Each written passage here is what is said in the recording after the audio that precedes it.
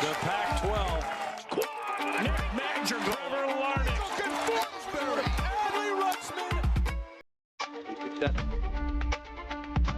Look out, Omaha. Here come the Beavers once again.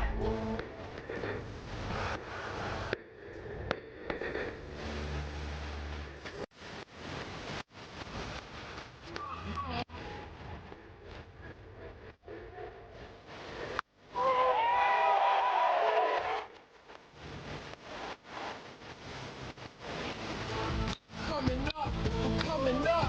I feel the rush. I feel the rush.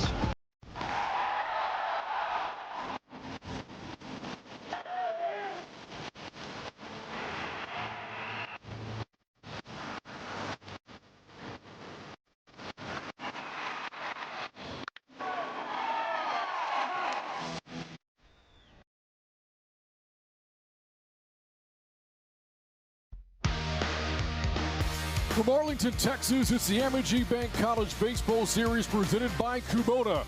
We start the third and final day of the weekend with a matchup between the Big Ten and the Pac-12 as the Ohio State Buckeyes face off against the Oregon State Beavers. The Buckeyes are looking to salvage a game with a trip to North Texas, while the Beavers are looking to clinch a winning weekend here at Globe Life Field. On Flow College alongside Ty Harrington, I'm Brain Freeman. Looking back at the weekend so far, let's start with Oregon State. The Beavers with a win on Friday against Baylor last night. Nearly came from behind to beat Auburn. What have you seen for the Beavers through two games so far this weekend? Well, I mean, look, 2 one-run games and a really offensive, physical team, physical on the mound as well. I mean, it's a good-looking team, and look, they're trying to, as you mentioned, come out with 2 wins today and win their side of the tournament. As for Ohio State, they opened the tournament with a tough run rule loss against Auburn, but then yesterday showed a lot of fight against Baylor. Yeah, and look, it was a much better game. 1-run game. The pitching's the question for them right now. That's the one piece that they've got to improve on, and there'll be a chance today. Ohio State batting first here this afternoon. Now a look at the batting order for the Buckeyes, presented by Amegy Bank. Leading off for Ohio State, Trey Lipsy, followed by Lee Ellis and Tyler Petterini, who homered yesterday for Ohio State. Middle third of the order, Matthew Gravelin, Mason Eckelman, and Mark Stevens. And then 7 through 9, Nick Jamarusti, who also went deep yesterday for the Buckeyes, Zach Freeman, and Reggie Bussey. The order 1 through 9 today for Ohio State. And the pitcher they're facing is Ethan Kleinschmidt, 6'3", 200-pound left-hander from Mount Angel, Oregon. A first-year transfer to the program from Lynn Benton Community College. A sub-2 ERA in 11 innings and 12 strikeouts so far this season. Yeah, that's impressive numbers. You know, a strikeout an inning, which is what you love to see. The 5 walks is every other inning or so for him statistically. And that ERA, when you're looking at sub-2 in college baseball with an aluminum bat, you're doing something right. The defense this afternoon for the Beavers, Gavin Turley in left, Cannon Reeder in center. Easton Talton made the catch the weekend, is out in right. That huge catch Friday, robbing Baylor of a home run. Infield defense for the Beavers, Trent Caraway, Iva Arquette, and A.J. Singer, and Jacob Craig at first base. And the catcher is Bryce Hubbard, as Lipsy's ready to head into the box here for Ohio State.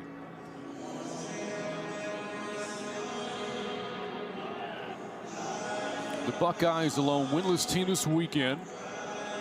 The tournament started Friday with a 13-0 7-inning run rule defeat against Auburn, and then a hard-fought 8-6 loss to Baylor yesterday. And we talked about it. The Buckeyes showed a lot of fight, got a couple of 2-run homers late in that game. There's no quit. I can promise you that. I mean, they run up against a really tough beginning of the year schedule. I mean, it's just, you know, and then it's in transition year for a new coach, new players, and they'll get it together. This is going to be a good team when it's all said and done. Been a good weekend so far for Lipsy, the leadoff man for the Buckeyes, has reached base 5 times this weekend. Fouls off the first pitch from Kleinschmidt, and this game is underway.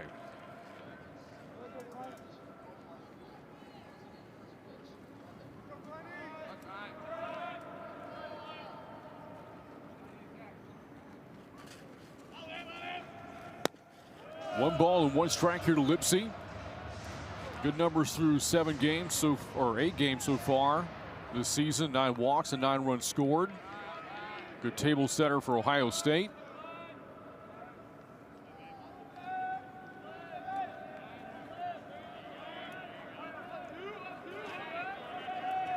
And Kleinschmidt's 1-1. In there for a strike at 91. Runs the count to 1-2.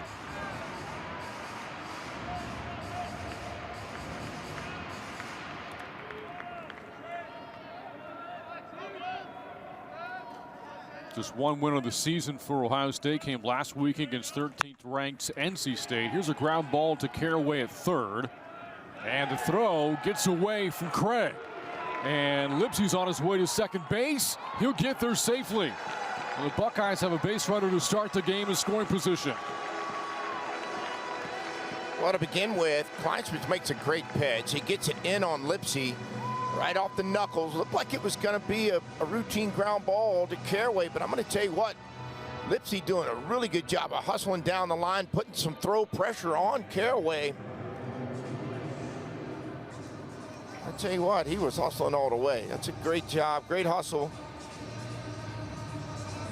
Even if that throw's on target, Lipsey beats it out.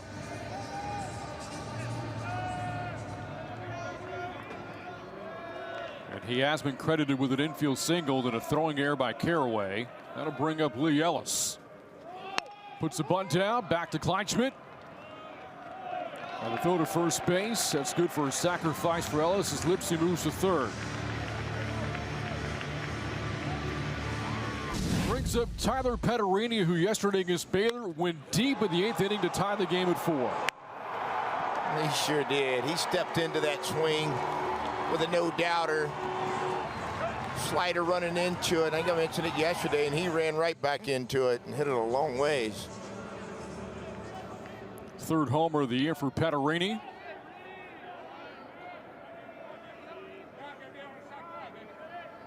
Early RBI chance here with Lipsey at third base.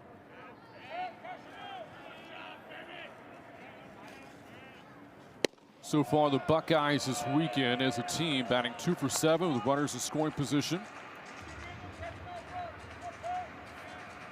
Didn't have many of those opportunities in the opener Friday against Auburn. Offense got shut down. Just 2 hits in 7 innings against the Tigers.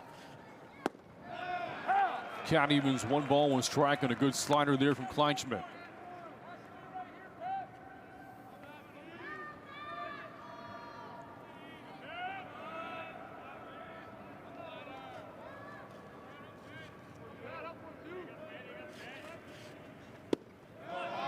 Count now 2-1. More on Kleinschmidt making his 3rd start of the year for the Beavers. Made his Oregon State debut opening weekend. And he was phenomenal against Indiana. 6 hitless and scoreless innings against the Hoosiers. Faced another Big Ten team last week. All of his starts against the Big Ten this year. Took the loss against Minnesota last Sunday, but only gave up 2 earned runs in 5 innings, and good strikeout numbers for Kleinschmidt. Struck out 7 Gophers.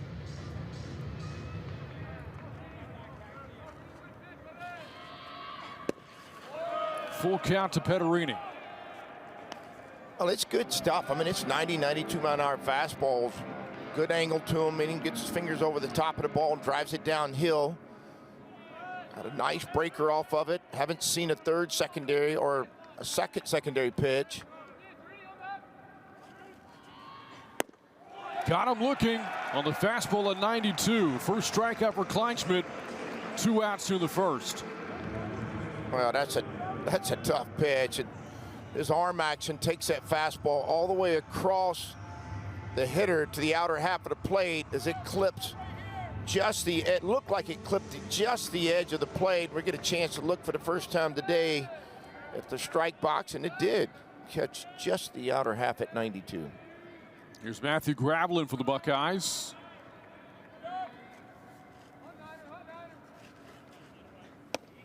Ohio State so far this weekend 2 for 17 with 2 outs. Gravelin batting in the cleanup spot today for Ohio State. Hitless so far this weekend.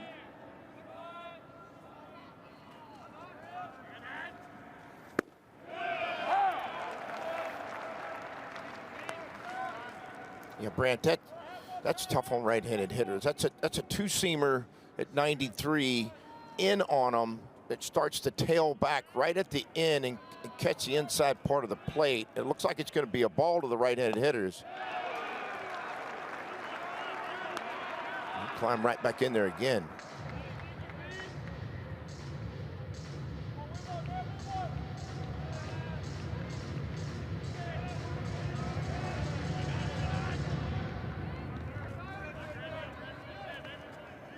Swing and a miss. Back-to-back strikeouts for Kleinschmidt. The Buckeyes get a leadoff base hit, but Lipsy left stranded at third. We head to the bottom of the first inning. Beavers batting for the first time. We're back after this from Globe Life Field in Arlington.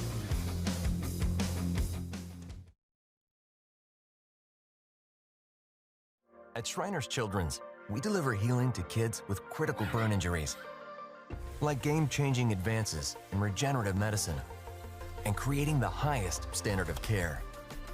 We never allow your ability to pay for services to compromise the care your child needs, proving time and again what's possible by empowering the extraordinary. Shriners Children's, the most amazing care anywhere.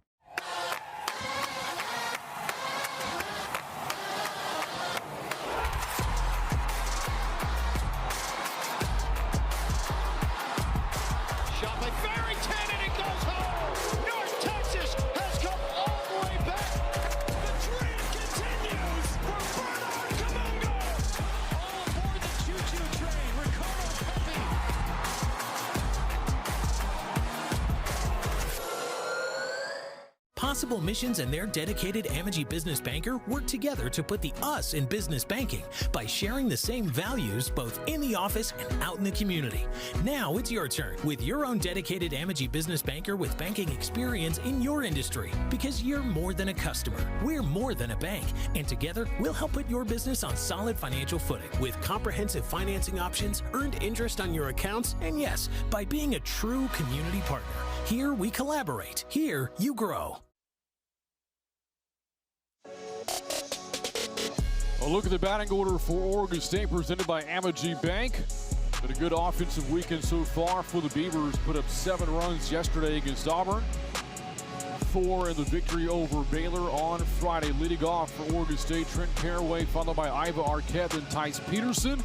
Middle third for the Beavers, Turley, Craig, and Taltz. In the bottom third for head coach Mitch Canham, Reeder, Hubbard, and A.J. Singer. And the pitcher they're up against this afternoon is Jake Mahalik, a sophomore right-hander out of North Royalton, Ohio, 6'3", 210 pounds, making his 3rd start of the season. Elevated ERA, though, through his first 2 starts of the year. Yeah, and the elevation is going to come from that bottom stat on walks at 9 free bases, and you know, obviously that's a recipe for having an elevated ERA. I think today, you know, for him, it's going to be, let's get in the strike zone. Let's grab command. Let's do what we can. And again, you're having to do it against a really physical, offensive Oregon State lineup, but you're going to have to. So we'll see if he can change that MO from too many walks and get where he's attacking the zone today. Starts off Caraway with the strike.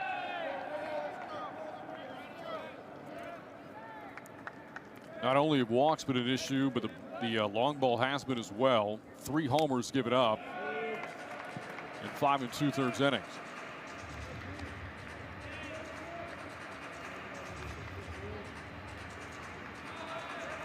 Again, the Beavers open things up on Friday with a 4-3 win over Baylor. Big story in that game was the pitching out of the bullpen for Oregon State. No earned runs given up in 5 innings. Just 1 hit allowed as it shut down Baylor over the final few frames here in Arlington. 2-1 pitch, grounded foul. Last night, tough loss to Auburn, 8-7, but the Beavers nearly erased a 5-run deficit late in the game. They were down 8-3 in the 8th inning, and then tie some drama in the 9th. Well, it got to be high tension, which is what you expect from college baseball, and certainly the 2 teams that were playing last night as well, and their pedigree. And I mean, Oregon State's, to me, offensively, they're not out of a game. I mean, they have a chance to singles, walks, and then balance through that lineup, hit a homer at any time. Fastball misses down in the zone from Mahalik. Caraway with a leadoff walk.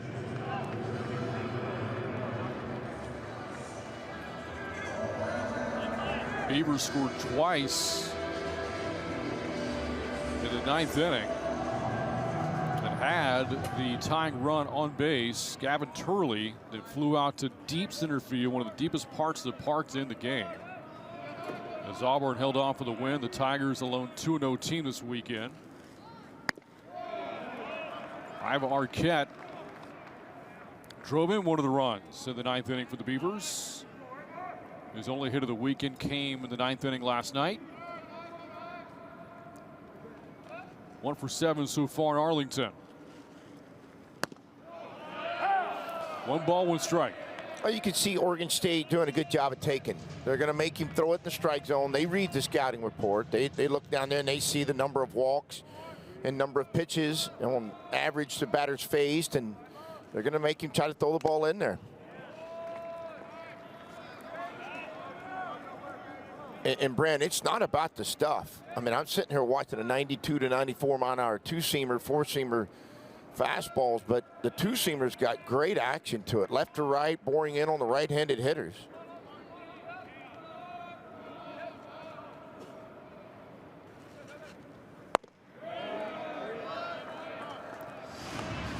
Buckeyes have the pull side shift on here against Arquette. There's a big hole on the right side of the infield here. Well, you got a right-handed hitter and you got a two-seamer running into him. So you think if he's going to hit a ground ball, he's going to pull it with it running into his barrel.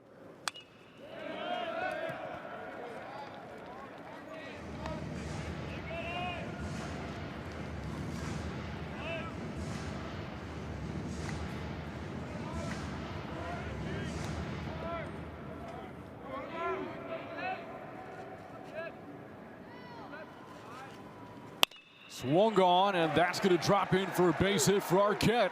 Caraway over to second base, and the first 2 are on for Oregon State here in the first. Well, just a nice job of hitting. He shows his strength, his hand strength, his ability to get his hands inside the ball. He's got to really pull his hands in. That ball's running into him. Fastball in. Shows his back control and his barrel control. 2 on, nobody out now for Tice Peterson. Had a tough game last night against Auburn, struck out 4 times. Ahead here against Mahalik, 1-0.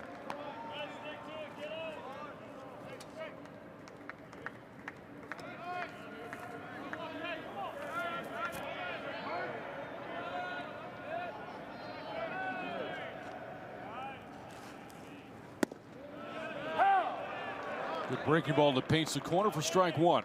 Yeah, nice job of backing it up on the through a slider first time out of the zone, comes back to it again. A lot of hitters, if you miss with a first pitch, secondary pitch, or slider, they think you're coming back with a fastball automatically. Swung on to left field, and that's it for another base hit for the Beavers. Caraway around third. He's going to score. Arquette stops at third base. Over to second goes Peterson on the double, and it's 1-0 Oregon State. It doesn't take Oregon State very long to get their offense rolling. Leadoff walked and back-to-back hits. I'll tell you what, ball's running into him as well. Brent just out of reach of Ellis, but yet hit hard enough to get into the gap for a double. The first 3 have reached for the Beavers here in the first. And now it's Gavin Turley.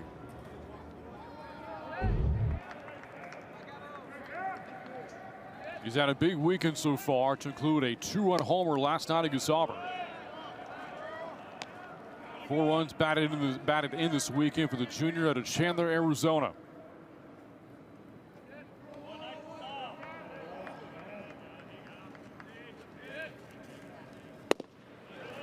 One ball and 1 strike.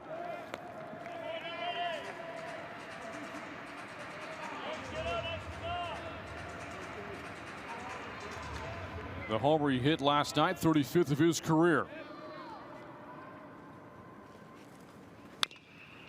That's grounded foul for strike 2.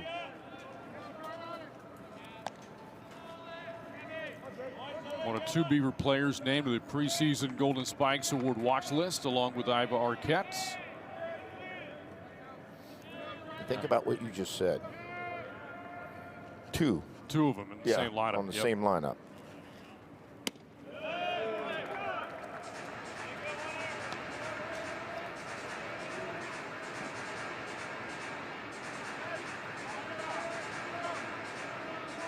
Both players were all Pac-12 a year ago. Turley with the Beavers, Arquette with Washington. 2-2 pitch, smoke to left field, and that's down for another base hit. That's going to score 2. Turley delivers, and it's 3-0 Oregon State.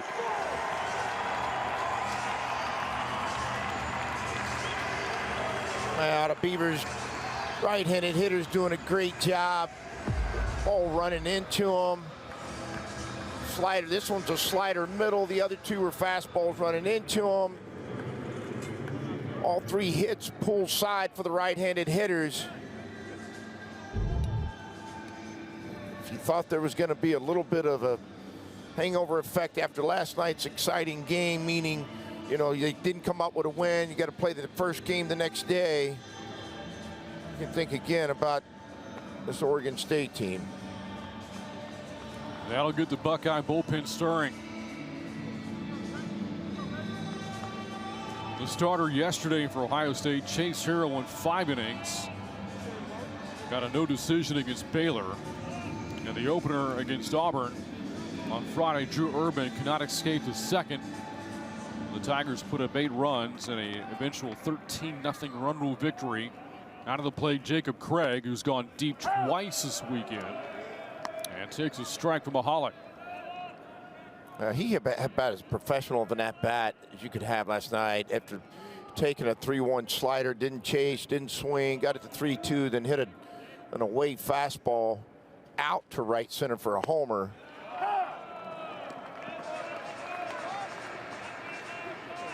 There's a lot that goes into hitting a baseball than just having a good swing and being physical enough, being able to decide on what pitch to hit and when to hit it.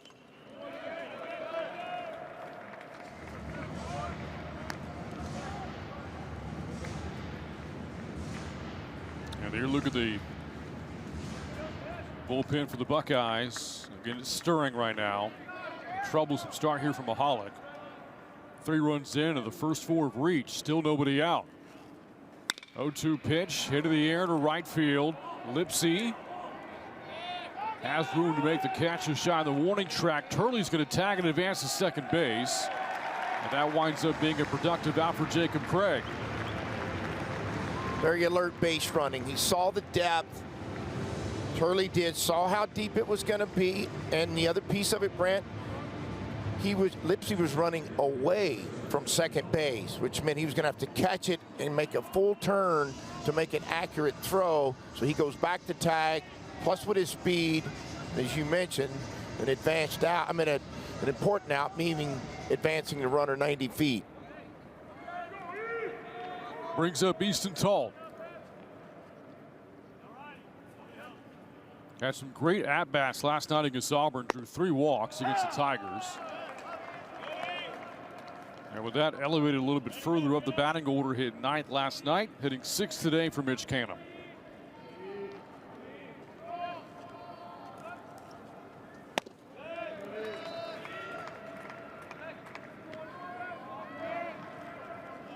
Tall still looking for his first hit of the weekend, but he has made a mark in Arlington. An incredible catch against Baylor, robbing Pearson Reebok of a homer on Friday. Count now 2 balls and a strike. Here's a look at that catch from Tall against the Bears. Going into his own bullpen to make this catch.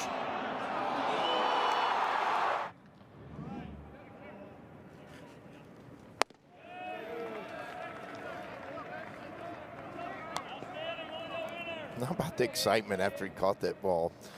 And I saw it too.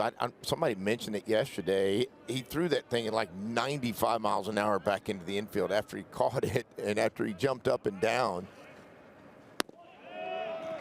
Tall draws another walk. His fourth of the weekend. Second given up by Mahalik.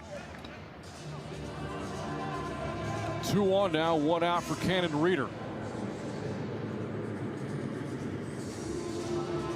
We saw Reeder go deep for the first time this season yesterday against Auburn. Now Mount moves it here for the Buckeyes.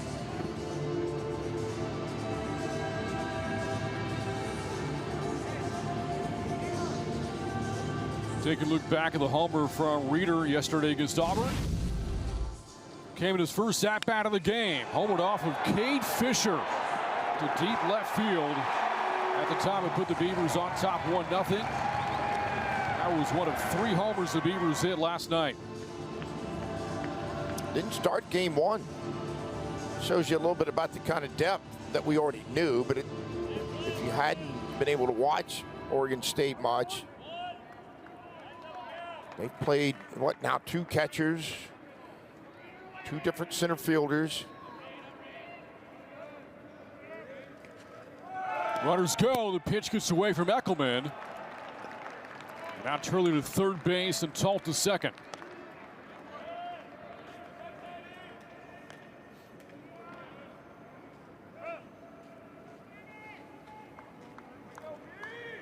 A lot of times after a coach's visit, Brant, the opposing team, it is common, they'll run some type of offensive play.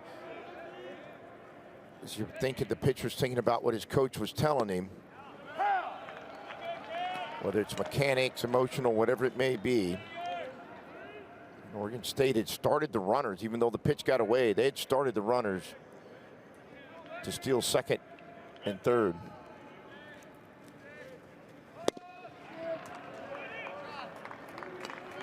One and two now to Reeder. A little glimpse at the versatility. The Beaver offense, runner second, third, 1 out. Third baseman was playing 4 steps behind third base. Attempted drag bunt.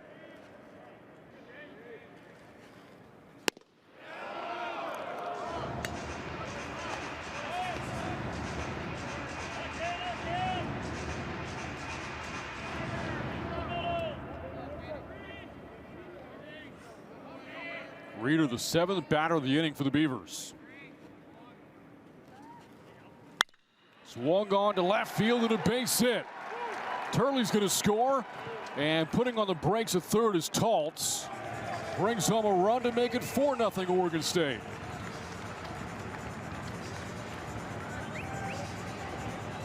Tell you what, Oregon State, just those right-handed hitters just wearing out, pull side with the sliders and the two-seamers running into them. That's all the hits so far have been pull side for them to left field.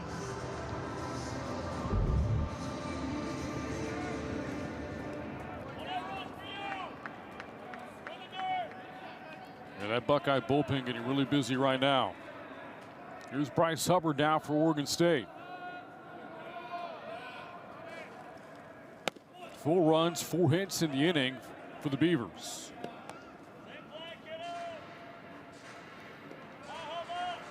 Bryce Hubbard making his first start of the weekend, came off the bench last night against Auburn. The 1-0. Now 2-0 to Hubbard.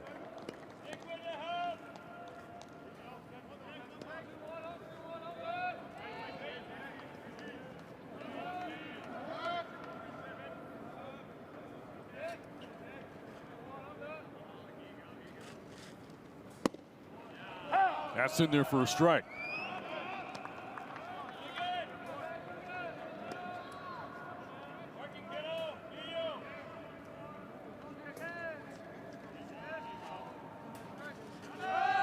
Runner takes off for second.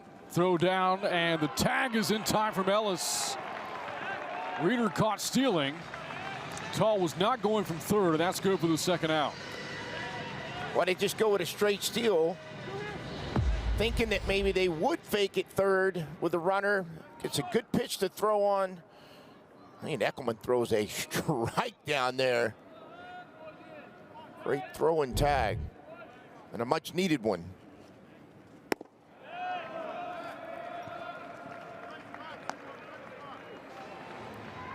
And Hubbard draws a walk.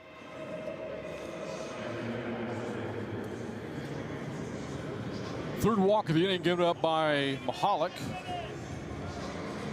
And that's going to be it for Mahalik. 3 walks, 4 hits, 4 runs scored. And Mahalik cannot escape the first inning for Ohio State. An early call to the bullpen here for the Buckeyes.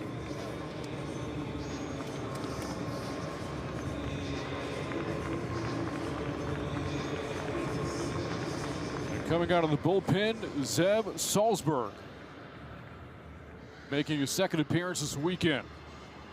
He'll inherit a couple of base runners with 2 outs in the first inning.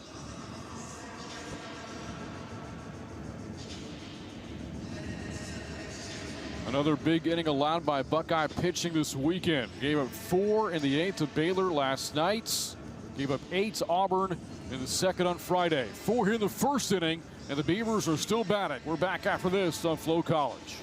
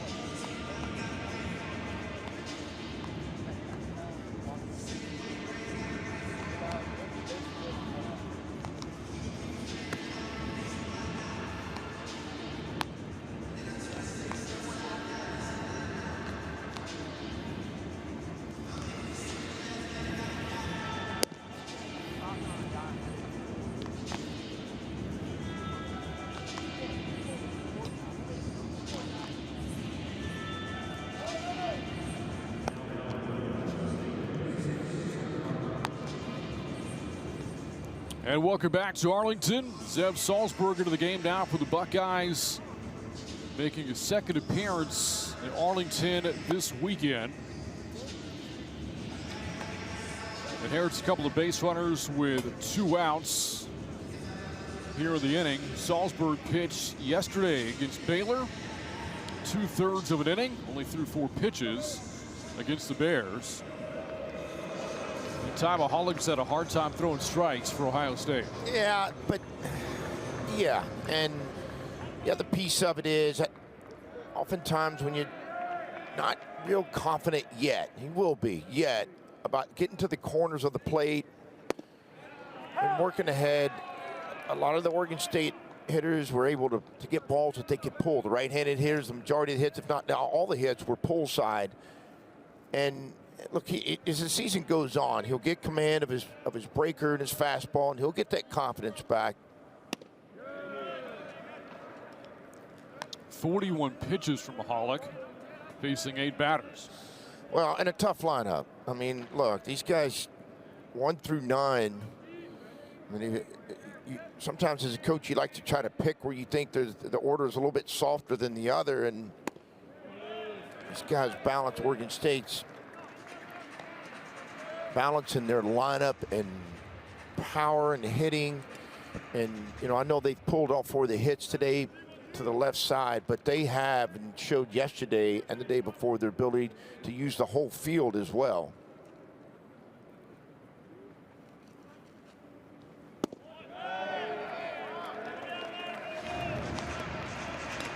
Three 3-1 to A.J. Singer. First-year transfer from Iowa Western Community College, a great JUCO out in the Midwest, is 1 for 7 so far this weekend. 3-1 pitch, pops it up. Ellis from short will call off his teammates and make the catch to end the inning. The Beavers strike 4 times in the bottom of the first. We head to the seconds. Oregon State on top early against the Buckeyes here at Globe Life Field. Your piece of land demands the very best equipment. Kubota equipment.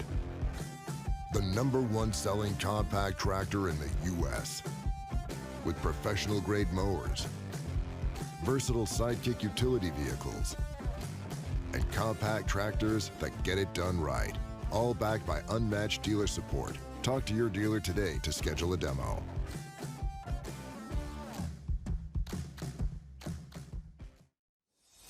Elevate your ballpark experience with a tour of Globe Life Field and experience the home of the Texas Rangers like never before. Go behind the scenes and explore premium spaces, unique club settings, luxury suites, and more. Along the way, you'll discover rich history, impressive architecture, and fun photo opportunities around every corner. Globe Life Field's many tour offerings are sure to take your ballpark visit to the next level.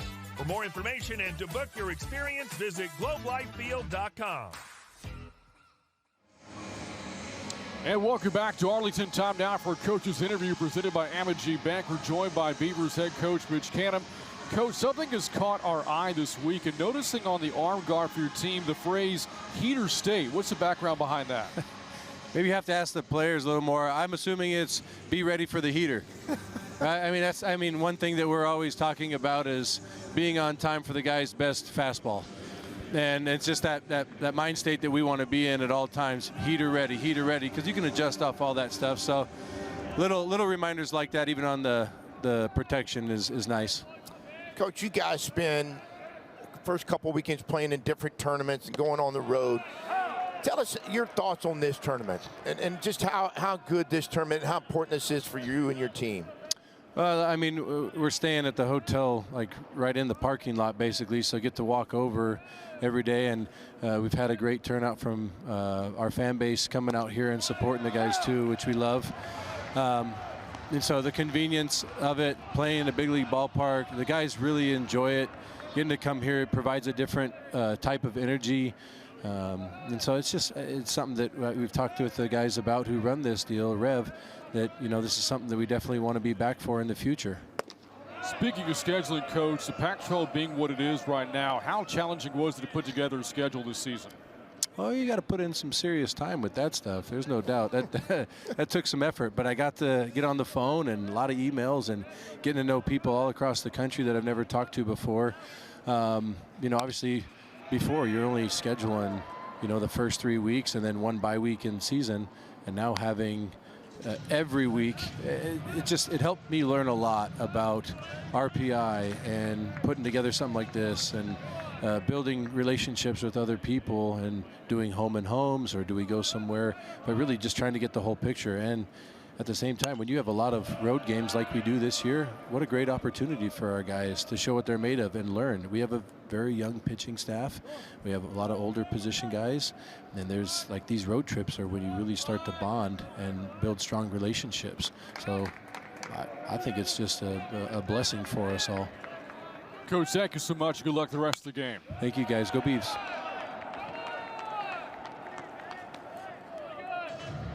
Oregon State head coach Mitch Canham joining us with his Beavers on top of the Buckeyes 4-0. A 4-run bottom of the first for Oregon State. Sitting 8 batters to the plate. Mason Eckelman, the leadoff man here for the Buckeyes, facing Kleinschmidt. Kleinschmidt struck out a pair back in the first inning. That just tells me everything I already knew, but about the Beavers coach taking something that's hard. Scheduling's hard. Look, he looked at it like, you know what? I'm going to create this as an opportunity for my team. I'm going to create an opportunity for myself to get to know other coaches, and the challenge part of it he turned into, as he referred to it, as a blessing. You know, that tells you what, and it probably resonates attitude-wise with his team. Same way. I love it. No, look, it's hard to do. It's hard to emotionally react that way every time in any kind of business, but certainly in the baseball side of it. And scheduling is not easy. That ball driven out to right. Taltz at the wall, leaps up, couldn't rob this one. Eckelman goes deep for the Buckeyes. third homer of the weekend for Ohio State.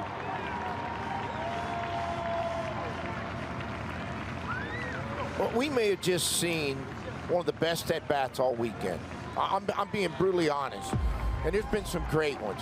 He fouls off, what, 5 pitches, I think? 4 or 5 pitches the other way, just to stay alive to the next pitch. Catches a breaker in the middle. You see the short swing from point A to point B, just out of the reach of Talt. That is genuinely one of the best at-bats I've seen this weekend. And the Buckeyes are on the board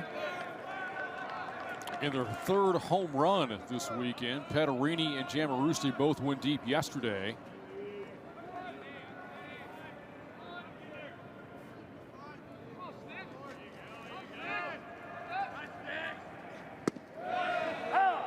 That's in there for a strike to Stevens, 1-1.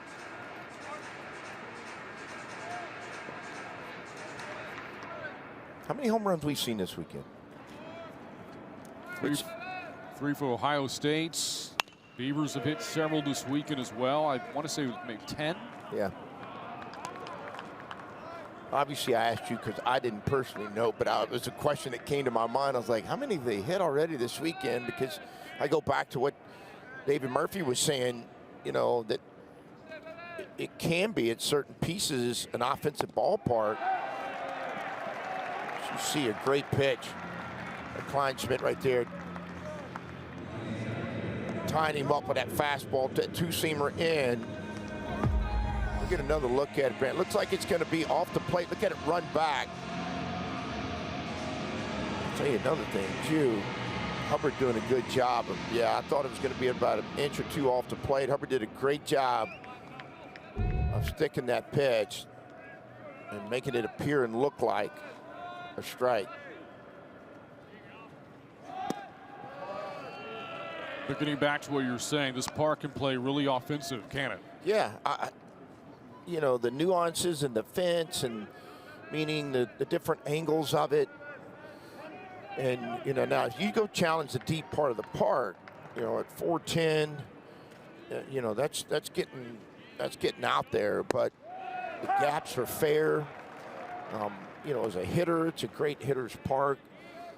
The other side is you get a chance to look, you see 330 straight down the line, but then it starts to jet out. 334, which is a fair pull side homer for right-handed hitters, starts to expand into the gaps.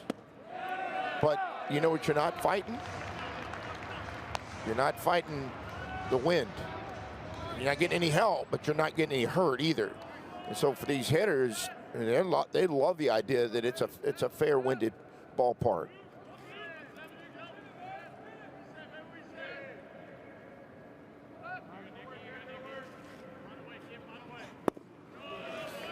So officially 11 home runs. I was off by 1.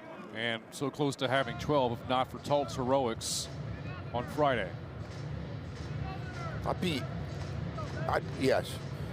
curious to talk to some of the Ranger hitters about how they prepare hitting in this ballpark, because, and most hitters don't change their swing, what I'm about to say, but you go to certain ballparks and the winds, you know, if it's out of the north, it's blowing, you know, in from, you know, left field, or maybe from left across the right. A south wind, which is what you get in Texas, you know, the wind, most ballparks are blowing across the left. And I'd be curious, it's just, you know, they don't have to worry about it here. They know what it's going to be like. Now Mitch Canham talking to our plate umpire, Mark Winters.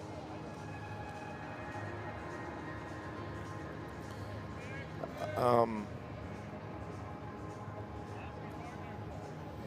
don't have an answer for you right now. I'm going to do my best to try to figure out. It's enough that he's going to call in.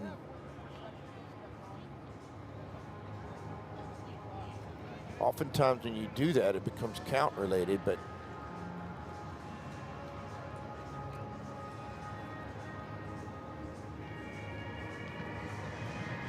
our crew today, Mark Winters, Clayton Ham, David Ewell, and Chris Koski. yeah, it was a count related discussion.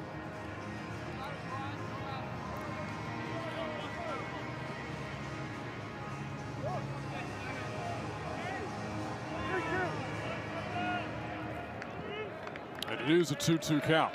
3-2. 3-2. I beg your pardon. 3-2 count. Full count to Jamarusti. Draws a walk. First walk given up by Kleinschmidt. And the Buckeyes have a base runner with one out here in the second.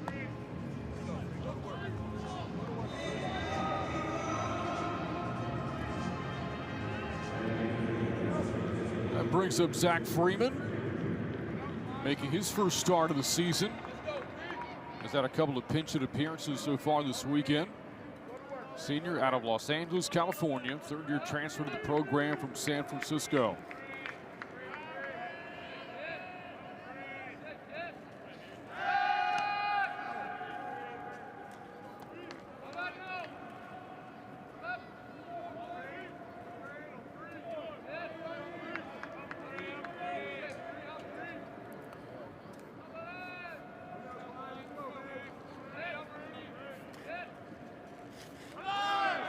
Runner takes off for second, and Jamarusti able to beat the throw, stole a base for the Buckeyes.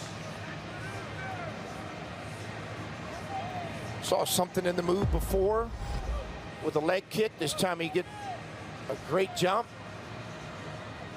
Young runners, even though it's a steal, he was running and looked after he got about halfway to make sure there wasn't some type of contact from the hitter, trying to find the ball. Jamarusti now 7 for 7 stealing bases this season. Well, he saw the move first. They picked over there.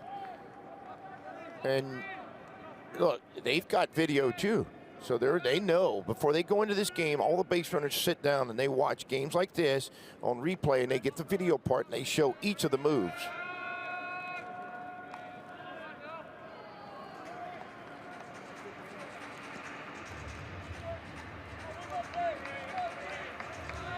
Flow College, Flow Sports, everybody that's on the streaming platform now, they're a part of college baseball's scouting reports. A strikeout, Freeman goes down swinging, and the throw gets away. And now rounding third is Jamarusti. He scores. Freeman on his way to third. It's a 4-2 game and an errant throw by Bryce Hubbard.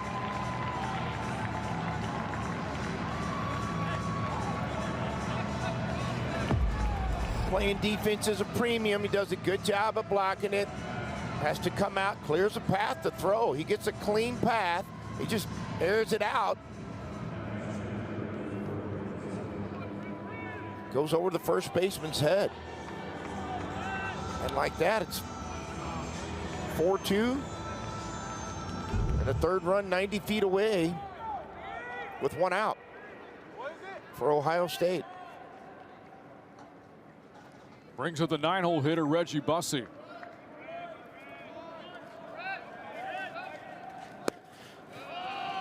So far, the inning for the Buckeyes, a homer, a walk, a stolen base, an error, and 2 runs in. Well, we're gonna get a visit from pitching coach and slow this down. We had an errant throw by the catcher to first base over his head. The pitcher pulls a pitch on the next pitch. Catcher throws it back, nicks off the pitcher's glove. And so it's just, this is one of those, hey, guys, time out. Let's everybody catch their breath here for a second, all right? Let's get back to just doing what we do. Slow strikes, let's go defend the baseball.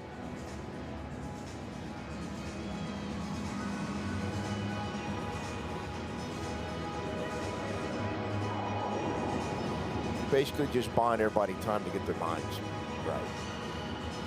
Beavers pitching coach Richard Dorman. Visiting with Kleinschmidt on the mound.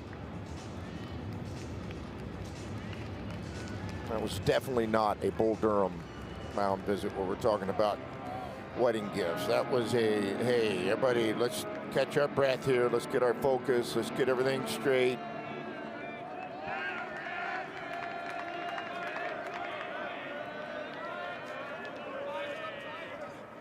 Corner infielders coming in for the Beavers, looking for that bunt. As the count to Bussy evens, 1 ball, 1 strike.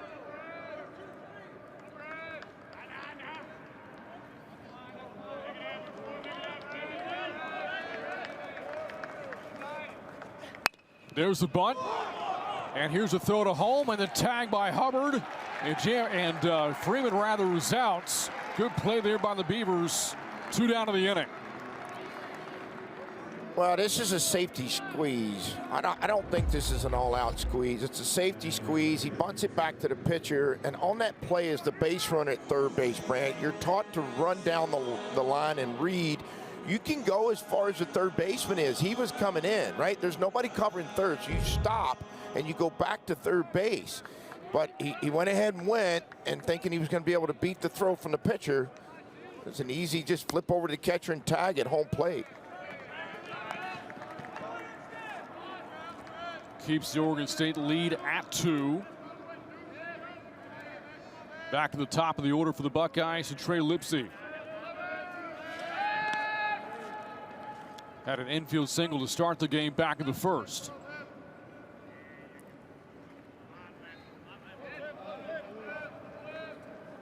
Oregon State now takes their first baseman like a lot of college teams are doing, and they square up to home plate with a runner at first. It's a new technique that a lot of guys that start in pro ball, what it allows you to do, used to you put your right foot on the bag, right? And you have your left shoulder turned back towards home plate. And when you come off there, you're not in as great a position to go field the ball. Now these guys are squared up to home plate, particularly with left-handed hitters, in case the left-handed hitter pulls a ball. And so it allows them to play defense, and they shuffle back and put the tag down. They can still put a tag down, particularly with a left-handed pitcher. If you know his type of move, you start to shuffle back towards the bag. You can see how he squared up right here on there, as opposed to having his foot on the bag or his hips turned back towards second base. Look at him. He shuffles off, and he's ready to defend the ball in a quicker action or quicker reaction. Traditionally, you would have your right foot on the white part of the base, your left foot pointed at the pitcher, and then you would have to come off. But this is a new, over the last couple years, a lot of teams have started to do it.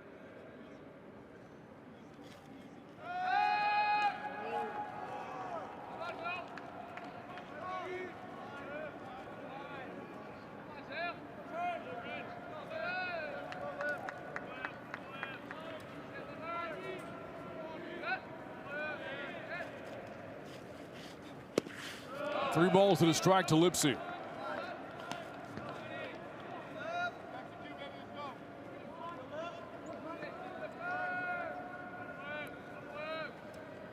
Fleischman has already walked 1 of the inning. Jamarusti, who later came home to score.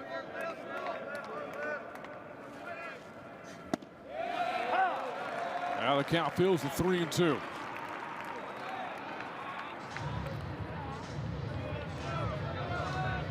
Well, Bussy's going to be off on a pitch. 3-2 count, 2 outs. First baseman from Oregon State will play behind the runner trying to defend. It's not going to matter when they walk. 2 on, 2 out for the Buckeyes in a 2-run game. That'll bring up Lee Ellis.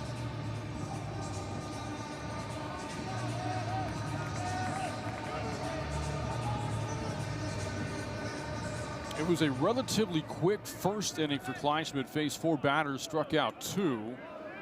But now his pitch count up to 48. But a long, laborious second inning for the Beaver left-hander. Falls behind Ellis, 1 ball to no strikes.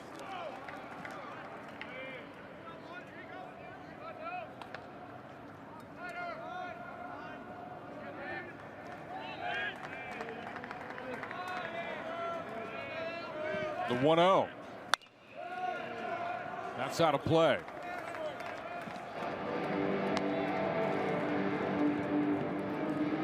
Well, nowadays, and this is a debate that I've had with other coaches and umpires as well, but I think we're all at least similar in thought that the strike zones are true strike zones now, meaning they're not calling often 3 balls off the plate, because the umpires now get graded by TrackMan. And so that's how they receive their grade. And there's a, right there on the corner, just nicks it. barely gets the strike box, and so the walks are up. And the other piece is, you know, guys now throw 93 to 97 and air it out more times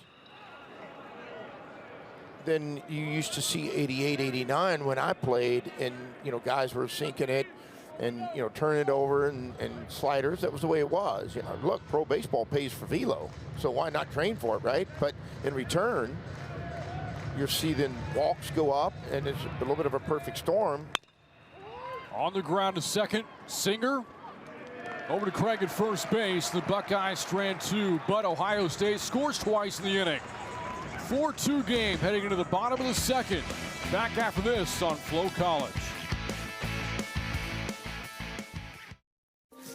First, at Shriners Children's, the world's most advanced scoliosis procedures are born here. In fact, we deliver access to the world's best doctors for nearly every pediatric orthopedic condition. We're delivering care without compromise is our promise. And kids can just be kids. Because being first always starts with empowering the extraordinary. Shriners Children's, the most amazing care anywhere. There's an old saying, everything's bigger in Texas. Well, let's just say, IndyCar is about to go to a whole nother level.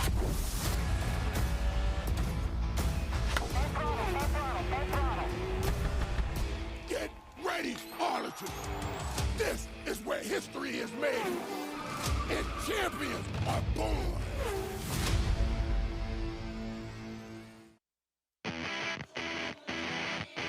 Been a tough weekend so far for Buckeyes starting pitching. Drew Erdman on Friday against Auburn, giving up 8 earned runs in an inning and 2/3. Chase Harrell, solid though, against Baylor, giving up 3 earned in 5 innings. Got a no decision. Jake Mahalik chased out of the game in the first for Ohio State.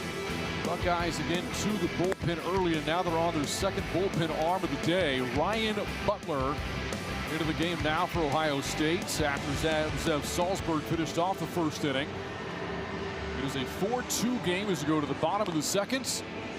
Ohio State is struck for a pair of runs at the top of the frame. We'll see the top of the Beavers order here in the second inning after they sent 9 to the plate back in the first. If you're Ohio State and you're trying to find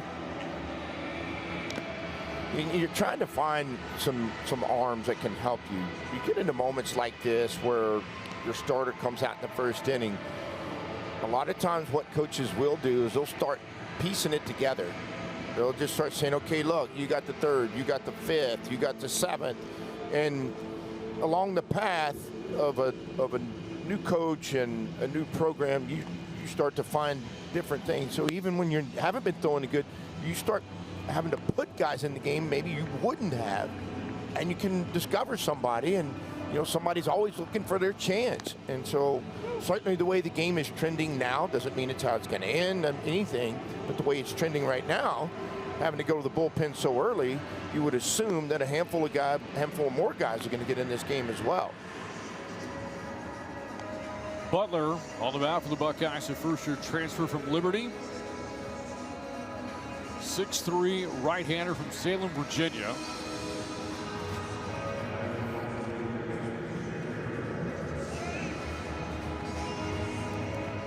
And this is his first appearance at Ohio State. First pitch to Caraway in tight for ball 1. Split time as a starter and a reliever for the Flames a year ago. Finished the season with more than 19 innings of work and a 4.66 ERA. And out his first year in Columbus. Caraway smacks one towards right center field, and that's going to drop in for a base hit. Bounces into the bullpen for a ground rule double.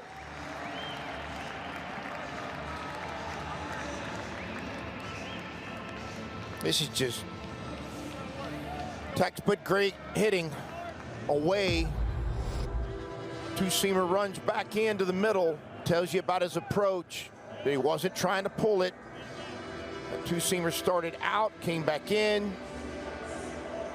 Shows off his gap power as well. Leadoff double for the Beavers. 6th time this week, and the leadoff man has reached for Oregon State. Now Ivar Arquette takes a first pitch strike. Single to score as a part of that 4-run first for the Beavers.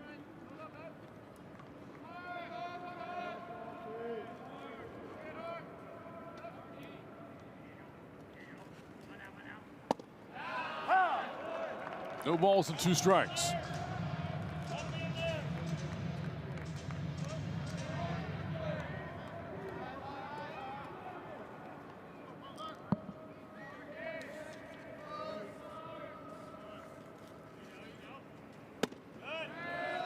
Beavers coming off a 45-win campaign from a year ago. They've won 134 games combined over the last 3 seasons for Mitch Canham. Just so much consistency with this program. On the ground to the left side and past the shift into the outfield for a base hit for Arquette, his 2nd today. Well, you said it. They were shifted over. There was not a whole lot of space for him to drive this ball through. And fastball runs back into him. I mean, there just wasn't much space. You had to hit it hard right to get it through there and be hitting the right spot. Runners at 1st and 3rd, nobody out for Peterson. And an RBI double back in the 1st inning. And Peterson takes a strike at the breaking ball from Butler.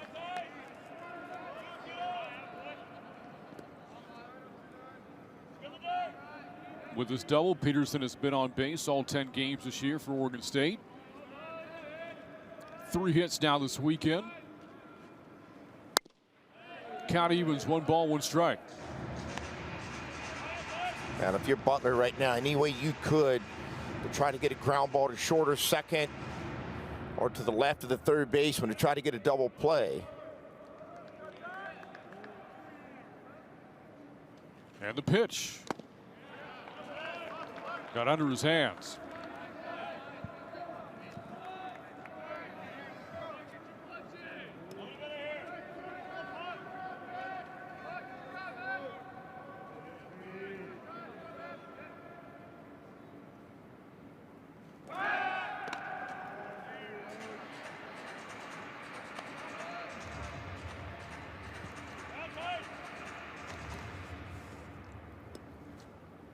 Tenth all-time meeting between these 2 programs, Ohio State and Oregon State, meeting for the first time since 2018. Peterson goes around and strikes out.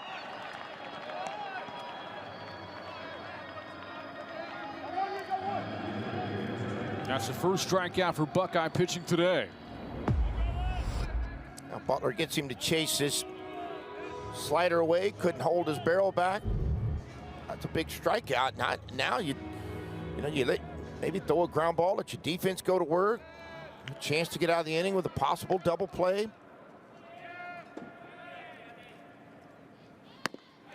Facing Gavin Turley. A 2-run single back in the 1st inning. Beavers lead the all-time series 7-2.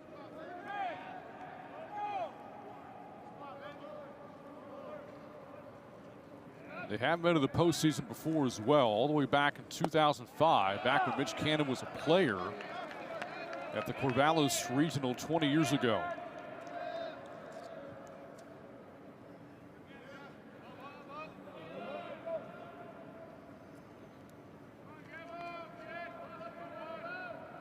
The 1-1 bounces away from Eckelman, and Caraway's in to score for the Beavers to make it 5-2.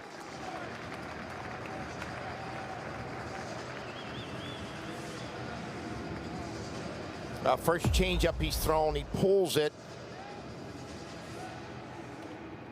over to the left-handed hitter's batter's box. Eckelman not able to, that's a long ways for him to have to shift over and get to that and block it.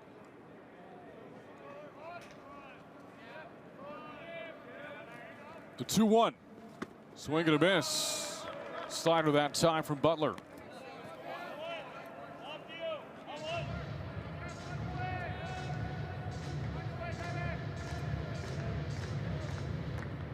A 6 RBI weekend so far for Turley.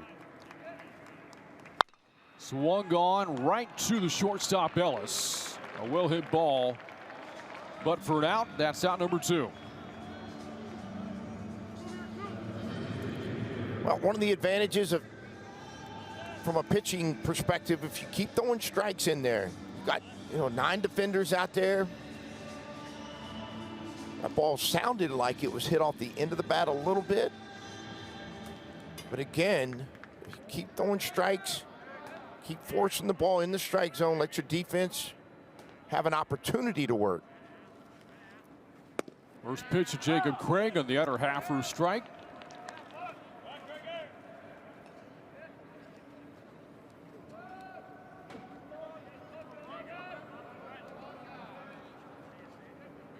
Big time run producer for the Beavers, as we've seen this weekend.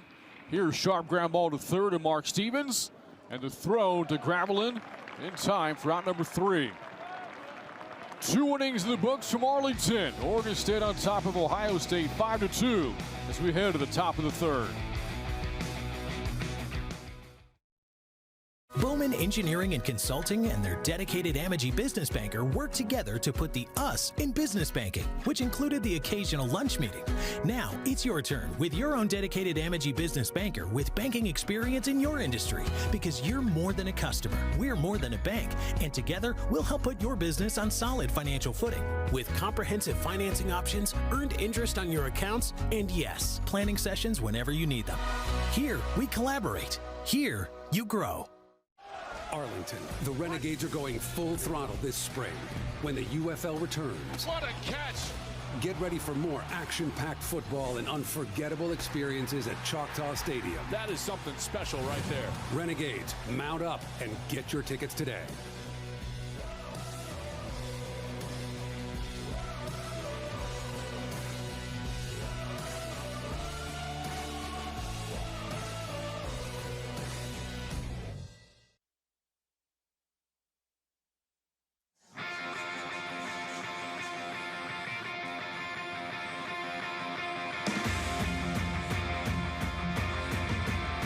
The 9th-ranked Oregon State Beavers on top of the Ohio State Buckeyes 5-2 as we go to the top of the 3rd. One of the great programs in college baseball, 3-time national champions, back-to-back years back in the mid-2000s. They've been to Omaha 7 times. Their last trip won a national title in 2018. 9 times they've been to the Supers, to include a year ago after winning the Corvallis Regional to start the NCAA tournament. 3-time Pac-12 champions. Mentioned those runs of national titles. The first of those came in 2006. So I'm going to say something that's relevant to baseball people that pay attention. So they've been 7 times, okay? That's a lot. That's more than most. That's impressive in itself. But to me personally, what's more impressive, of the 7 times, they've come out of there with 3 national titles. Now, I can name you programs that have been there 20-something times that have not yet won a national championship, and yet Oregon State's been 7 and come out of there with 3. I mean, again, the 7 alone is impressive. But 3 last man standing national titles? Think about how many times Arkansas has been. The Razorbacks are one of the great programs in college baseball as well. They've been to Omaha several times over. Dave Van Horn has done an incredible job at Fayetteville. But one of the things still left on the to-do list is to win a national title. And he will. I believe it. Look, he's that great a coach.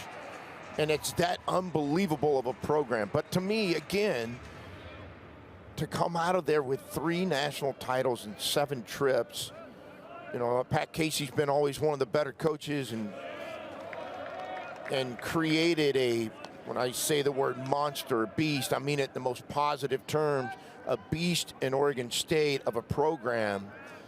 And, you know, in a cold weather state for the most part, and comes out of there with 3 national titles. I mean, I just can't emphasize just how unreal that is.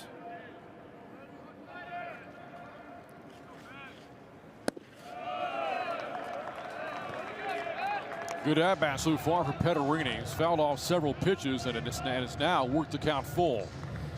Well, they haven't chased Klein-Smith's breaker. You know, remember the first inning, had a quick inning. It was mainly fastball induced. And what Ohio State's been able to do, particularly with their left-handed hitters, is foul pitches off. Keep fouling balls off, and then been able to get a pitch they could handle. And they've had great at-bats.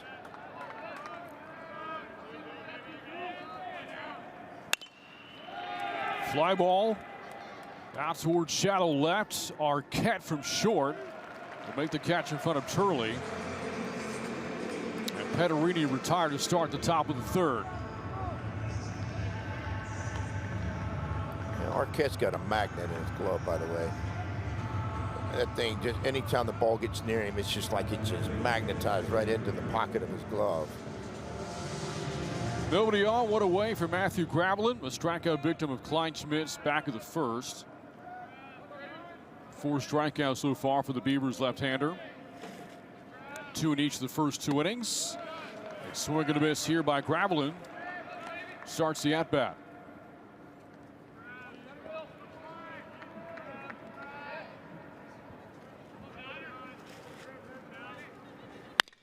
That ball drilled to left field. Down for a base hit. 3rd hit today for Ohio State. Good for a 1-out single in the 3rd.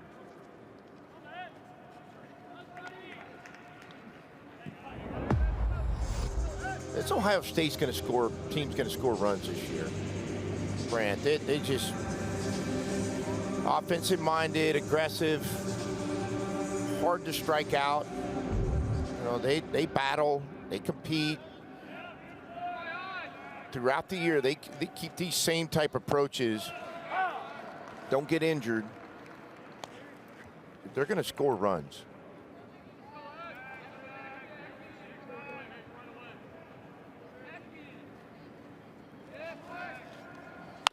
Justin Hare's teams over the years so great offensively. That's a top ground ball handled by Singer. Good throw to Craig at first base. Good play all around. That's good for the 2nd out.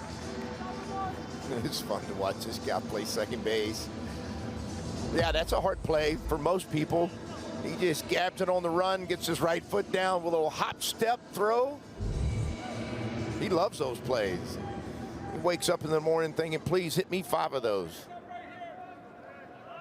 Such a quick transfer too from his glove to his bare hand. Oh, it's not easy either. He makes it look that way, and he makes it look fun.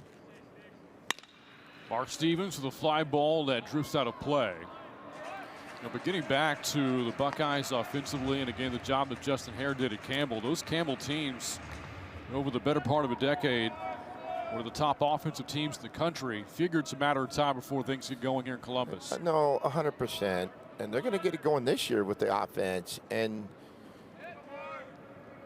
he's a tremendous hitting instructor, offensive mind, creative. What I've noticed, and I know him through reputation, had a chance to visit with him some today, but he takes what the team gives him, what the opposing team gives him, pitching-wise or defense-wise, and tries to utilize it through different ways with creative offense. Klein-Smith strikes out Stevens for the 2nd time. Up to 5 strikeouts on the day. We head to the bottom of the 3rd inning. Oregon State 5, Ohio State 2. We're back after this on Flow College. Resilience. At Shriners Children's, we're leaders in pediatric sports medicine. With expertise in sprains, tears, fractures, and other sports-related injuries. We're here to deliver the best care in the business and never allow your ability to pay for services to compromise the care your child needs. Because every great comeback starts with a game plan for empowering the extraordinary. Shriners Children's, the most amazing care anywhere.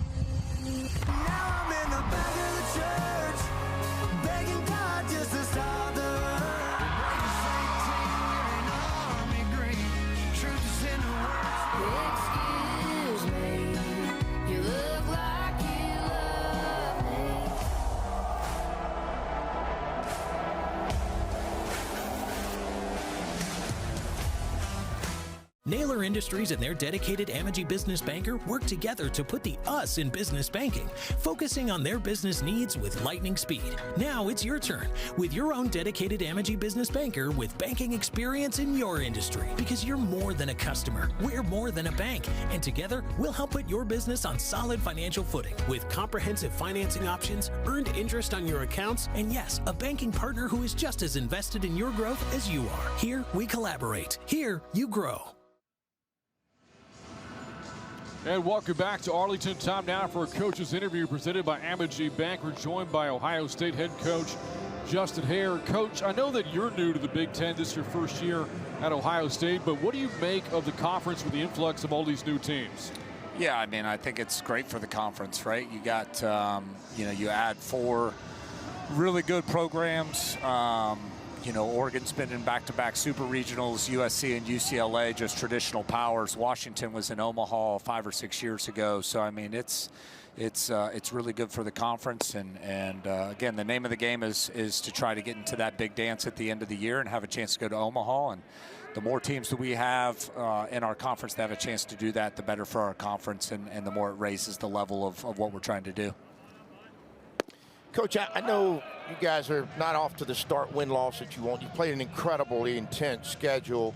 And I came down earlier during BP and had a chance to visit we in person for the first time. And I got to be honest with you, it's an infectious attitude that you got. I mean, it's a really positive air about you. And I'm sure that that's part of what you're trying to translate to your team and to your players right now.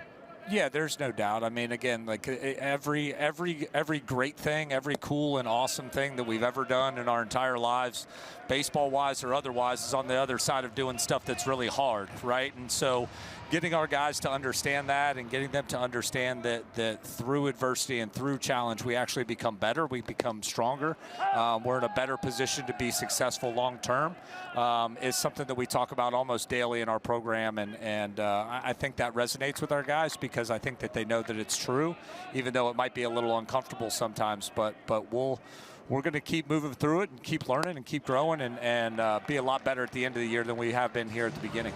Including today's game, Coach, you'll have opened the season up with 9 straight road games. How much are you looking forward to being in Columbus next week? Yeah, I mean, I think anytime, whether that's opening day or opening day at home, doesn't matter. I think anytime, Oregon State would probably say the same thing. They're looking forward to getting back to Corvallis and playing in front of our home fans and sleeping in our own beds and doing all that kind of stuff. So thankful that we get an opportunity to play the next 5 at home and hopefully get off to a good home slate, starting on Tuesday. Thanks, Coach. Good luck the rest of the game. Thanks, guys. And again, Buckeyes head coach Justin Hare just saw a leadoff walk to Easton Tultz. Brings up Cannon Reeder.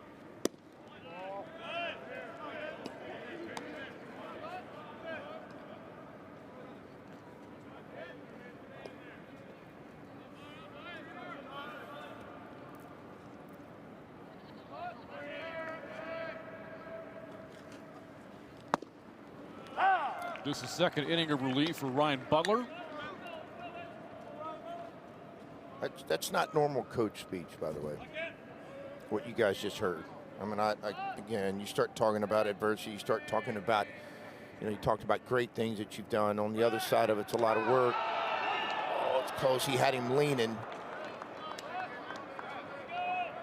Almost had him. And that's the part, I mean, I really enjoyed. I mean, that was a 10-minute conversation before the game, and just infectious. And I think he, as I'm interrupt my own self here, because I think the umpires are going to go maybe take a look at this. I don't know if he asked them to go look or he wanted to exhaust one of his reviews, meaning Coach Hare. So, I mean, nowadays they go do it. Why not? And you got the technology, got a camera crew like this. It is good and professional. It gives you so many different good looks at it. But let me finish what I was saying. When I was talking to him, I've talked to myself, I've talked to other coaches at different times and when things aren't going good. And there are times you'll catch a coach and, you know, the stress of it all, the amount of work of it all, there's so many different things that go into it. As we get our first look at the pick, I think he's going to be safe. Boy, that is close. Oh. I think you're right. I think that right hand gets in there before the glove of Graveline gets a piece of him. But he just had such a positive air about him. I mean, I just, you know, again, I felt it myself, watched other coaches as I've moved to this side of the game. And, you know, a lot of times you'll go down there and talk to them and, they're stressed out about this. They got this guy's hurt, this guy's at this. I mean, it just, you know. But man, I went down there and he had hey, we got a lot of work to do. He just had a tremendous air about him and a spirit around him. I like that. I like that positiveness.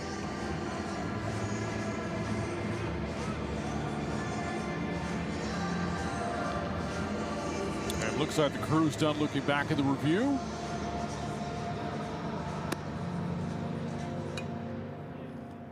And the call stands. Toll is safe.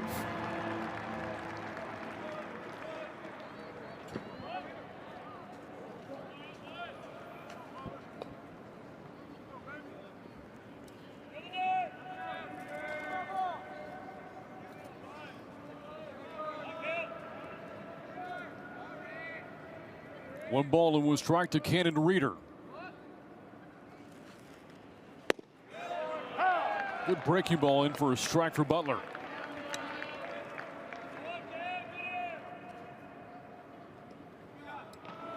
Saw Reeder make his first start of the weekend last night after Dallas Macias started in center on Friday against Baylor. A year ago, Reeder 17 starts for Oregon State. And that pitch is down for a base hit down the right field line. Tolt on his way to third. He's going to round third. Coming home without a throw. Tolt scores as Reeder delivers his second RBI base hit of the afternoon. Half inning ago, we were talking about how good, how open to hitting these Oregon State group is, meaning opening up the whole field. They went 4 straight pull side hits in inning number 1. And throughout the weekend, they've been able to just absolutely drive balls down the line like you just saw Reeder do. That ball was smashed down the right field line. And, you know, allowing Tolt to come all the way around from first base.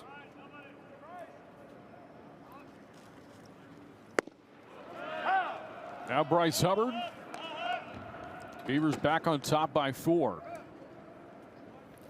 And you know what? These aren't little flares down the opposite field line. These balls are hit with authority. They've been line drives, they've been opposite field homers. It means they're getting in behind the ball, and their approaches are to the middle part of the field in order to hit a ball that hard going the other way.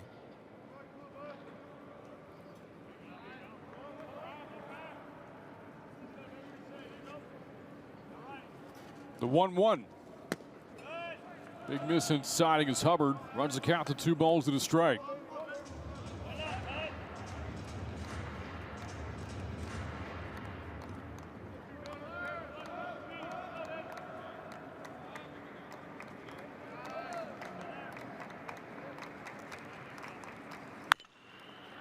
Hubbard has taken the long journey to Corvallis from Norcross, Georgia.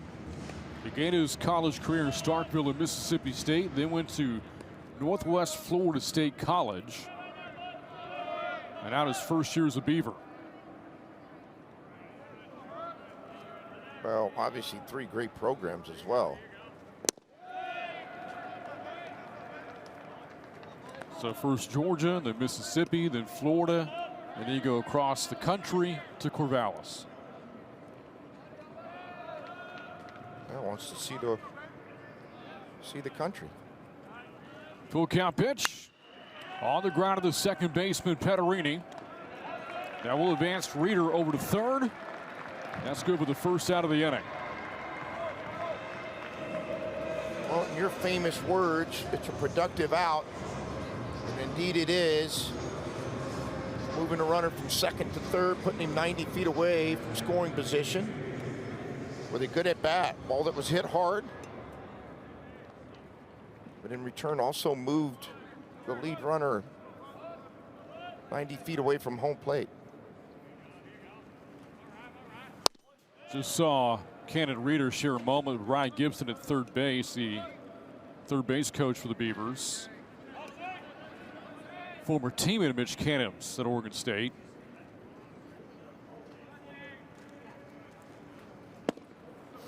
One ball and one strike.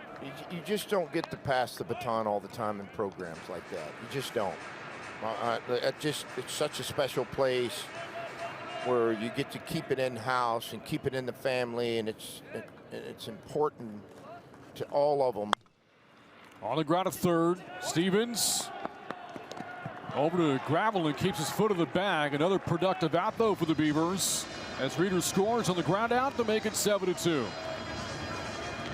Well, you're right on both ends of it. Productive at-bats, one before by Hubbard getting him over. And you see the importance of being able to get a runner from second to third with nobody out. Ground ball to third, he's able to score. Play was backed up the third baseman, Stevens, and he wasn't able to have an opportunity to throw him out at the plate. Back to the top of the order with the bases empty. Going back to the staff, I mean, think about how cool that is to keep it in-house, keep it in the family, and yet get the same quality as what got it all going with Pat Casey, right? And then he's able to pass it on to people that he loves and you know, wants to be a part of that program and still have the professionalism and the coaching part of it and the success of it. A foul tip strikeout. First strikeout, or the second strikeout of the day for Butler. The Beavers scored twice in the inning and now take a 7-2 lead into the fourth. We're back after this. Protecting what matters most is the mission that matters most. At Lockheed Martin, we know today's threats come from behind, above, and below, and we make sure those who serve stay ahead of them by connecting platforms necessary to dominate every domain across air, land, sea, space, and cyber, using technologies that protect in the same moment they detect. The mission is a safer, more secure world. Our promise is to help make it happen.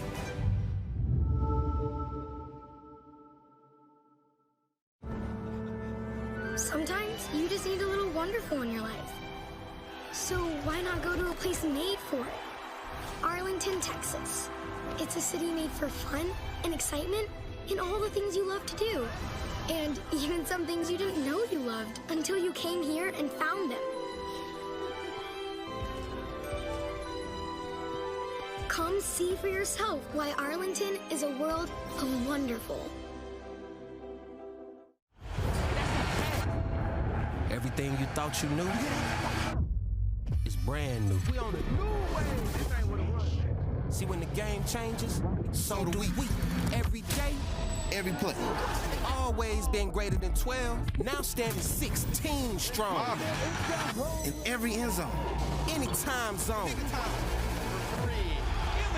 When everyone else keeps asking, what's next? We know we are. 7-2. Beavers on top of the Buckeyes as we navigate to the top of the fourth inning from Globe Life Field. Third and final day this weekend. 4 teams here in North Texas. The Buckeyes, the Beavers, Baylor, and Auburn. The Bears and Tigers will wrap things up later this afternoon. Nick Jamarusti leads off the fourth for Ohio State. We've seen both his speed and power this weekend. I'll tell you what, I thought he attempted a bunt at this. I thought he did too. Yeah, and I know the Oregon State dugout really thinks so. They're saying he brought the bat back. 2 balls and no strikes. This is the 4th inning of work for Kleinschmidt. And facing Jamarusti for a second time.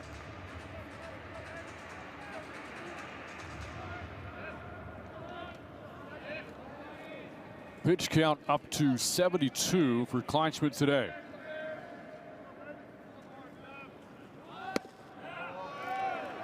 (3-0).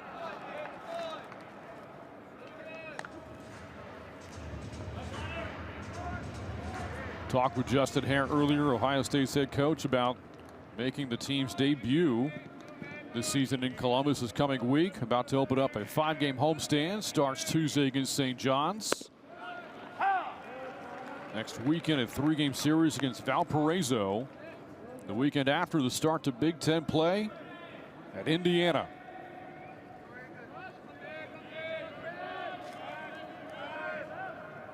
(3-1). On the inner half for a strike. I asked him about the weather. His coaches, college baseball coaches, have like 5 weather apps on their phone, just on average. But he said it was going to be 50, and then he said that I think on the weekend it was going to be in the 40s. And he said, "Oh, it'll be okay." Jamarusti draws his second walk of the day.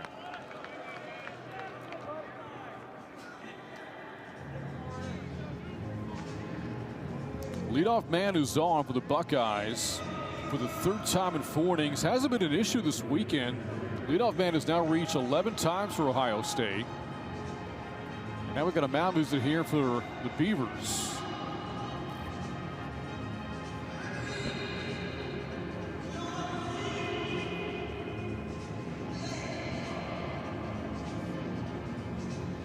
Oregon State's bullpen starting to stir around a bit.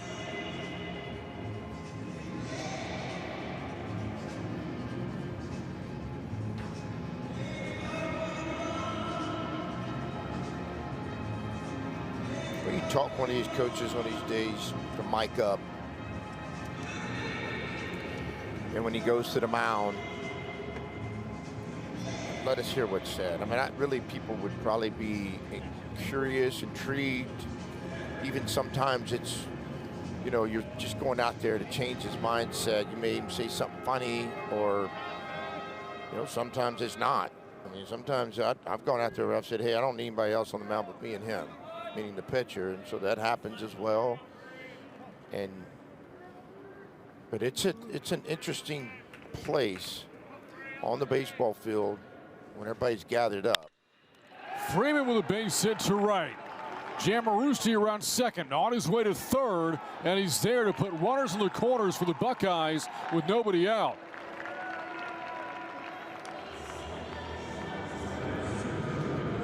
And you know what's been interesting is that the left-handed hitters, the left-left matchup,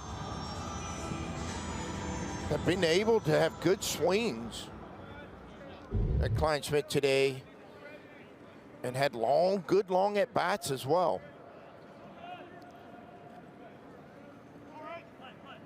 I'd venture a guess that Bussey could be the last batter Kleinschmidt faces. Pitch count getting up there. About to see the top of the order a 3rd time through. Throw back to first, nearly picked off Freeman.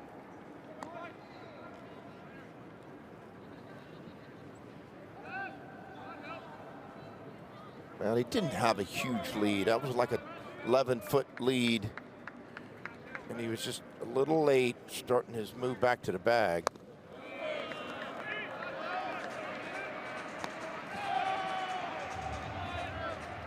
The weekend began with a 13-0 7-inning run rule for Auburn over Ohio State.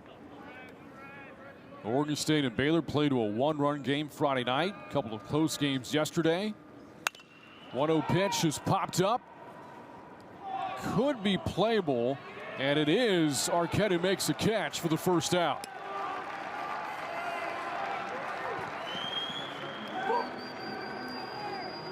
a nice job ranging back behind the third baseman. Arquette does. Calling him off, immediately knew exactly where the runner at third and at first was. He caught it, checked the runner at third first to make sure he wasn't tagging, then went back to look at the runner at first who was tagging and faked like he was going to second.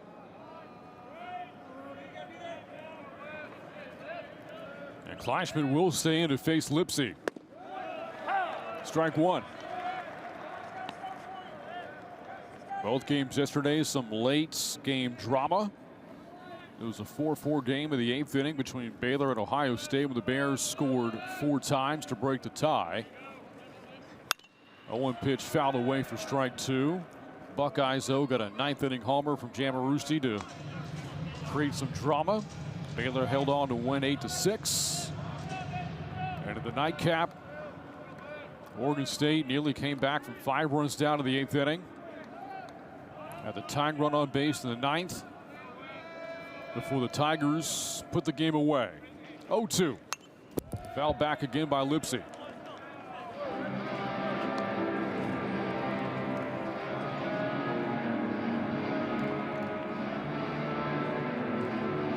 Auburn the only 2-0 team. The Buckeyes the only 0-2 team. And so far the Beavers and Bears have split. 0-2. Just misses strike zone at a good-looking breaking ball from Kleinschmidt. We're going to get a strike box to go back and look at this. I think it was just below the strike.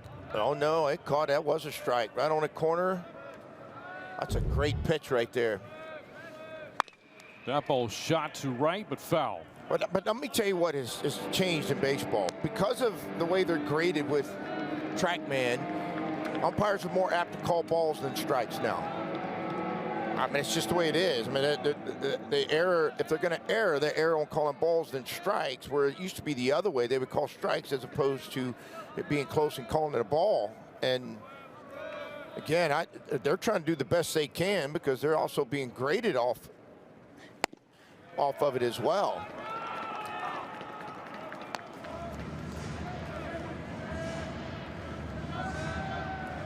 You know, 300 pitches in a game, you're going to miss some.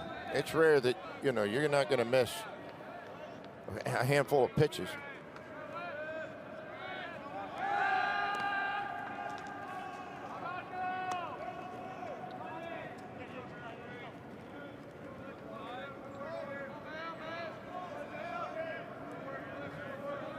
Get a chance to see if that missed cold strike comes back to play either way. 2-2. Up the middle. Plays second. Throw to first in time for a 4-3 double play. A.J. Singer, what a play for Oregon State. Yeah.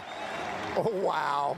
I mean, every time the ball gets hit in the middle, I get excited to watch that young man just go attack a baseball. Watch the timing of it, step on the bag with a right foot, throw on the run like he's been doing it his whole life. It remains a 5-run lead for the Beavers as we head to the bottom of the 4th. At Shriners Children's, we're home to the world's leading pediatric orthopedic care. Because so many life-changing advancements start here. We provide access to the best doctors and never allow your ability to pay for services to compromise the care your child needs. We're the first place to turn for the most common or complex orthopedic conditions. Home to possibility and empowering kids to achieve the extraordinary. Shriners Children's, the most amazing care anywhere. Record-breaking global superstar, Shakira. Live in Arlington. Las Mujeres Ya No Lloran World Tour. Globe Life Field, June 11th. The phenomenal new album Las Mujeres Ya No Lloran is available everywhere now. Get tickets now at Shakira.com. Yeah, winning a policy. Thank God for $1 of prophecy. Love the pressure, I am a prodigy. Everybody inside of the stadium tell me they proud of me. Shot in public, training privately. Homer, straight to the balcony. Building muscle, I never can bother me. Texas Rangers together, we by the team. Go man, this is the dog in me. Still a game on the road, it's a robbery. Stand on base, going strong, no apology. Corey Seager might give it to Rock. Like I see it descending my arm.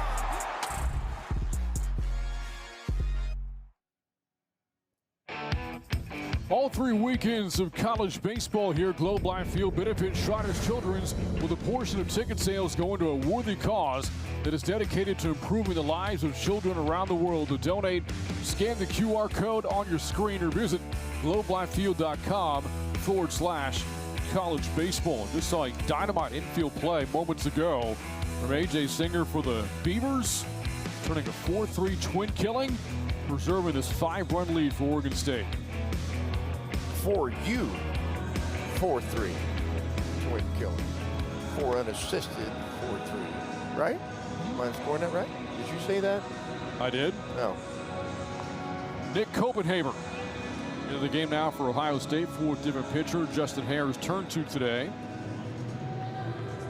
and making his first appearance here in Arlington. He'll face the hearts of the Beaver order. It's Arquette, Peterson, Turley to bat in the bottom of the 4th.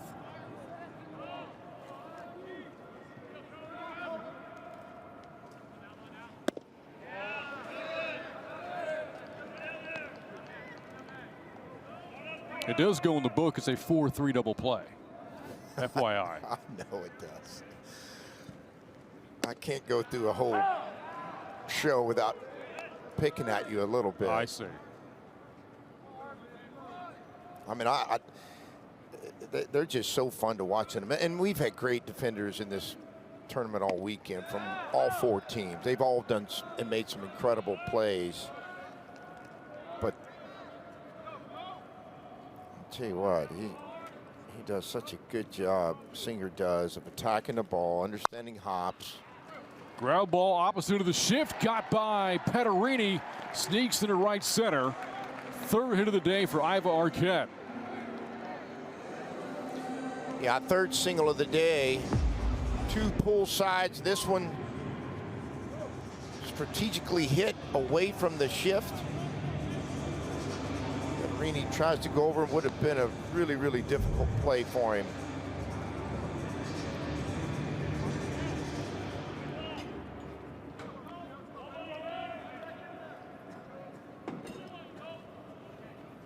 Beavers now hitting the Buckeyes 8-4. Brings up Tice Peterson.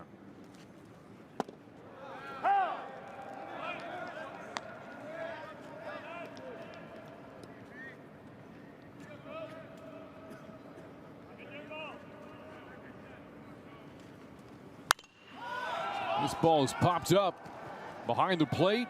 Eckelman watches that one drift out of play.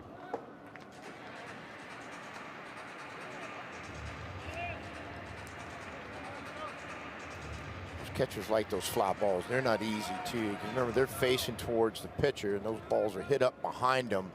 They've got to spin around, go find it, and then try to make a catch.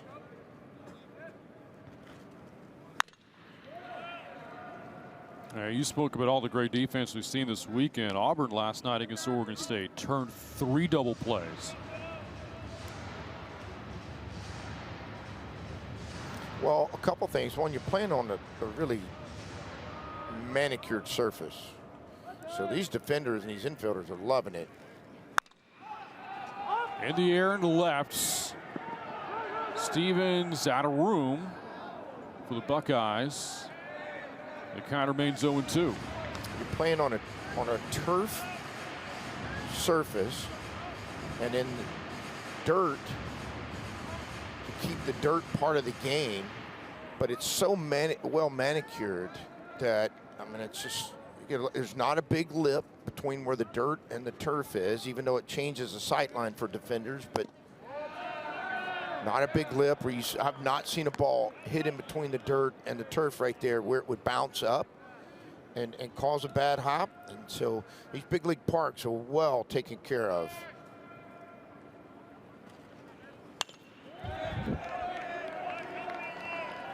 You know, for an infielder, you can look on your schedule and you're getting ready to go play a road game. An infielder can tell you exactly what that surface is like. before they get there. They've either know somebody, if they hadn't played on it, they know somebody who has. They understand whether it's turf, whether it's natural grass, dirt, all the above. Just as a hitter knows when he goes to a visiting ballpark which way the wind's blowing. Now, you don't got to worry about it here. But when you go play at other parks, I promise you, before they show up for Thursday night's practice, which is what you do on a weekend series, you show up the day before and work out. They know which way the wind's blowing. 1-2. Swing and a miss. Peterson down on strikes for a second time today. That's good for the first out of the inning. And that'll bring up Gavin Turley. Take you back to last night against Auburn. Turley in the 8th inning with a 2-run shot for Oregon State. Into the Beavers bullpen. One of 3 homers the Beavers had last night. He took that ball to the deepest part of the park as well. He's had a big weekend so far. That 2-run homer last night, had a 2-run single on Friday against Baylor, and a 2-run base hit today.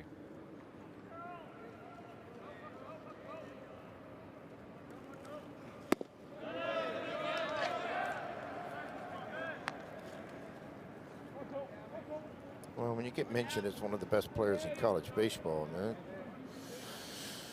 says a lot, right? I mean,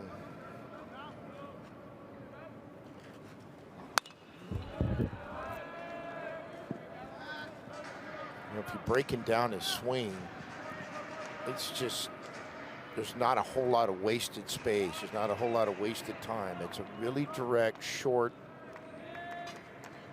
compact, and powerful swing with a lot of push from that top hand through the barrel. A wave and a miss. Back-to-back strikeouts from Copenhagen. That's now 4 strikeouts of the day for Buckeye pitching. And 2 down here in the 4th. Slider started away, just kept running away. Did a good job of attacking it and selling it.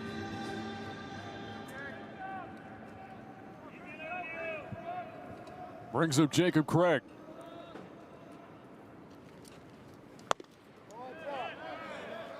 Craig also homered last night against Auburn. 2 homers this weekend at Globe Life Field.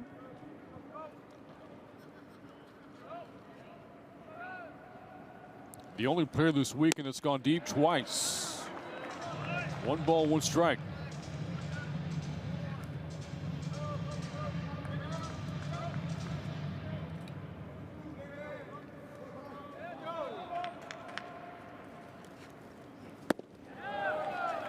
Breaking ball right now is working for Copenhagen.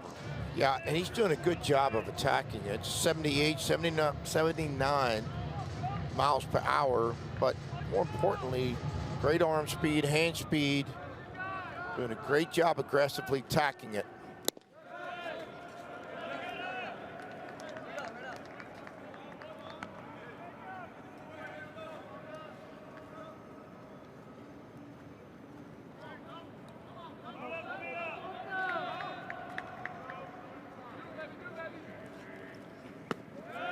Talked about Ohio State getting ready to play its first home game of the season this coming week. The Beavers will do the same, making their Corvallis 2025 debut against San Diego next weekend. After spending the first 3 weeks of the season on the road in tournaments in Surprise, Arizona, Round Rock, Texas, and now here in Arlington.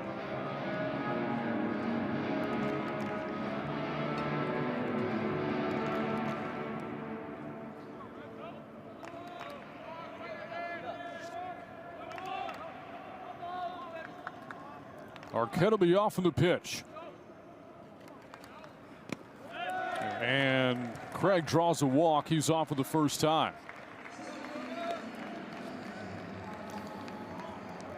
Well, he'd been able to command that breaker, got him into a 1-2 count through 4 of them in a row. And wasn't able to execute one of them back in the strike zone, and or wasn't able to get Craig to chase one.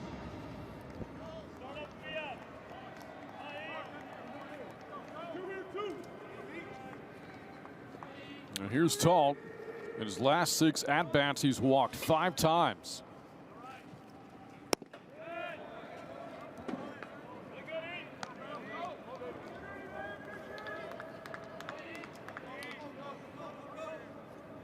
Speaking of the number 5, the Beavers have scored in 5 straight innings dating back to last night. Scoreless so far here in the 4th, but a couple of runners on with 2 outs for Talt, who's ahead of the count 2-0. Copenhagen now's missed with his last 6 pitches.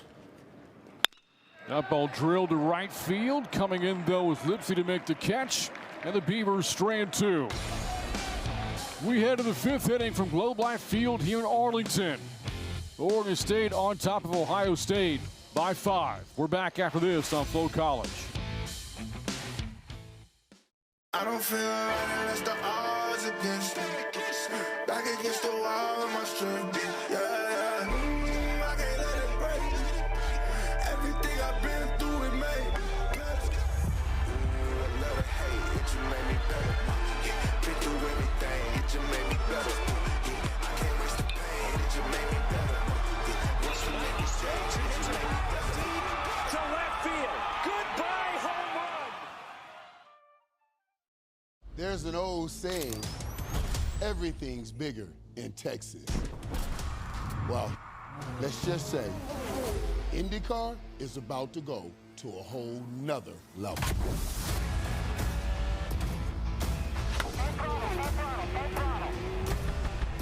Get ready, Arlington. This is where history is made and champions are born.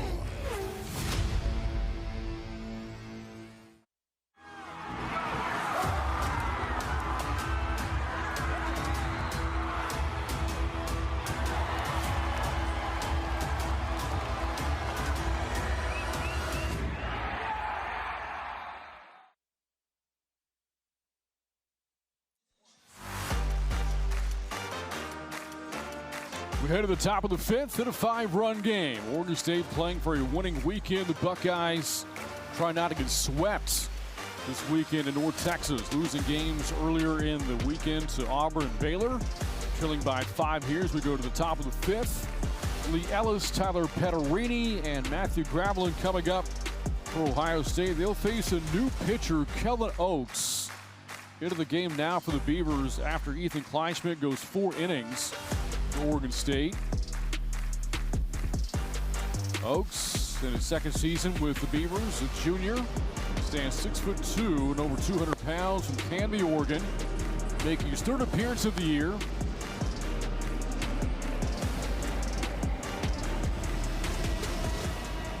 Has faced Xavier in Minnesota so far this season. 4 2/3 innings pitched. Only pitched 2/3 of an inning against Minnesota in his last appearance. Gave up 5 runs against the Gophers, although none of them were earned.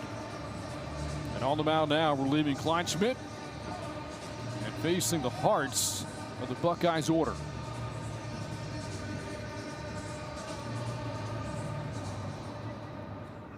Numbers today for Kleinschmidt: 4 innings, 2 runs, 1 of them earned.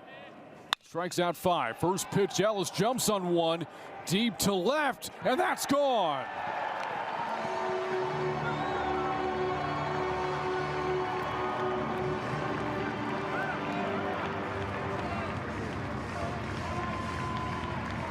Fourth home run of the season for Lee Ellis. Cuts the lead down to 4. First pitch fastball. No need to waste any time. Got one right in the heart of the plate.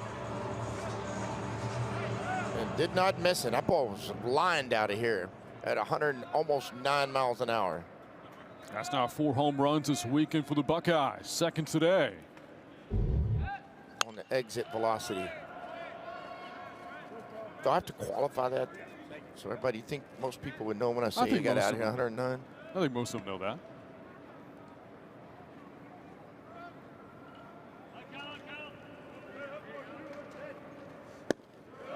1 ball, 1 strike to Petterini.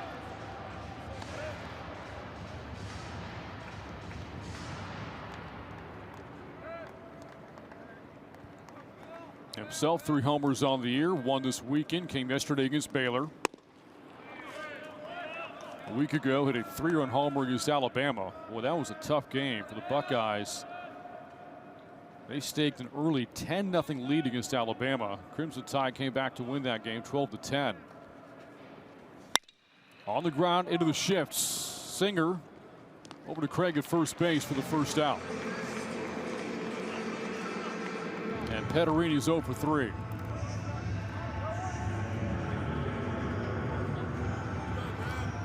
Going to be a pitcher in college baseball, you're going to give up homers.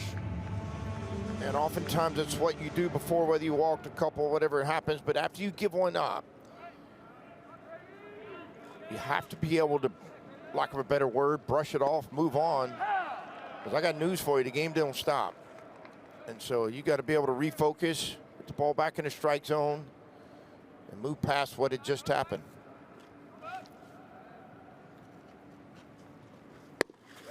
One ball, 1 strike to Gravelin.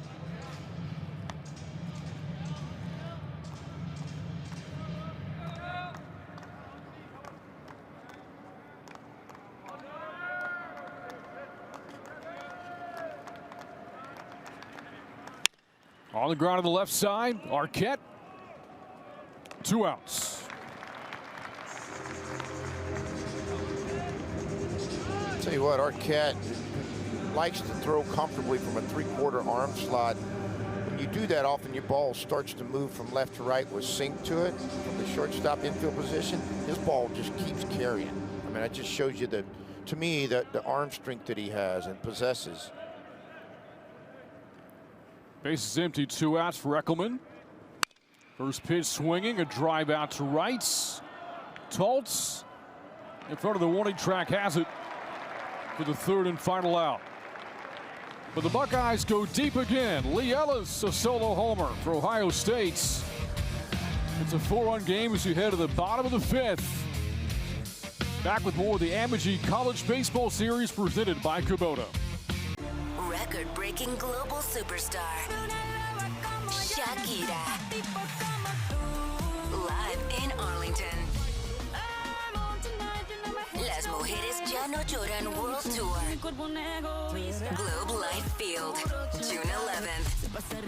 The phenomenal new album Las Mujeres Ya No Lloran is available everywhere now. Get tickets now at Shakira.com.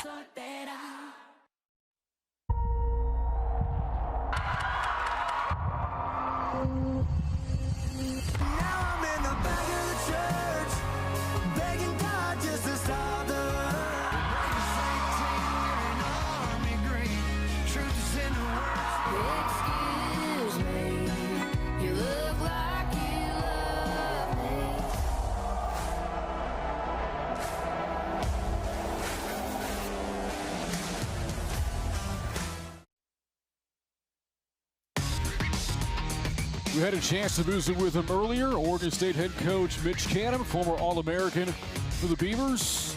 Won back-to-back national titles 06 and 07. Spent some time, easy for me to say, in the Mariners organization. And has gotten his program to the NCAA tournament every season he's been the head coach. Played for the great Pat Casey in Corvallis. Himself spent some time playing pro baseball, 9 seasons in fact. Playing professional baseball after being drafted by the Padres in 2007.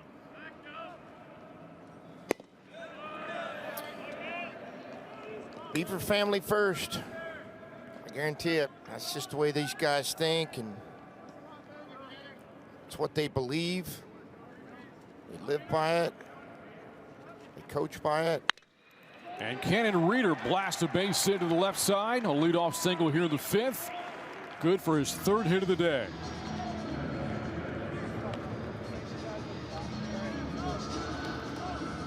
Like he caught a 2-seamer running back to him. Was able to power it over to the right side of the line drive. Got to the middle of it.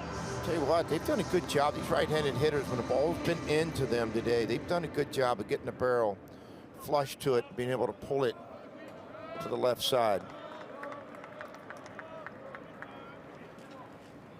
Bryce Hubbard takes a strike. Breaking ball in the inner half there from Copenhagen. Hubbard hitting in the 8-hole today for Oregon State.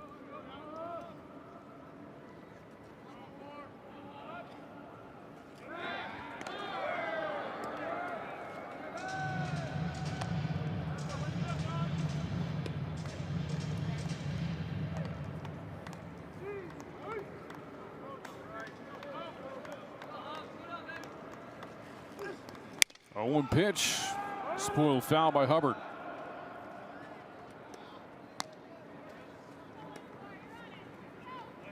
If you were a little tight, say those guys' age right there, would you bring your glove to the field? Absolutely. You never know, right? Yeah, I would have too. Now, I'd have been playing catch about halfway through it with somebody. I don't care who it would have been. I'd have found somebody to entertain me with it, but.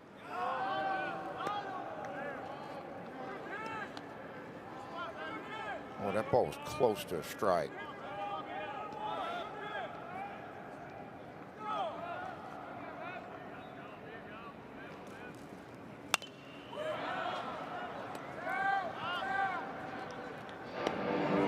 And here we are in Arlington for a third straight week of college baseball. All started with the Shriners Children's College Showdown opening weekend.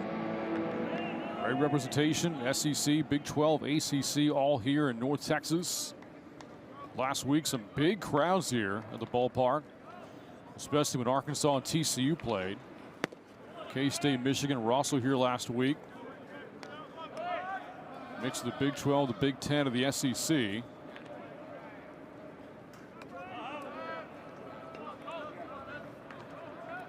K-State's playing good. They played good yesterday, the day before. Pickoff move almost got a throw, almost got away from him again. We saw LSU Wednesday. They were down 3 yesterday, maybe 4 in the 6th, scored 6 against a really good Nebraska team. Pretty good chance they're going to move into the #1 slot next week. After the rough week from A&M, Copenhagen to Ellis, back over to Gravelin. That's a 1-6-3 double play for the Buckeyes. Love the pace of it. Ground ball right back to the pitcher. Gets his feet and his shoulders set up and get another look. Watch it right back to him. Watch him set his feet. Throw right to the bag. You throw to the bag, not to the defender. Ellis does a good job of completing the double play. First twin killing of the day for the Buckeyes. Bases empty, 2 outs for the 9-hole hitter A.J. Singer, who himself was played some outstanding infield defense this afternoon.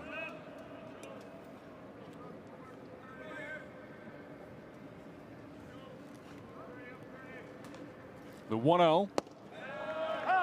Now leaving the count, 1 ball, 1 strike.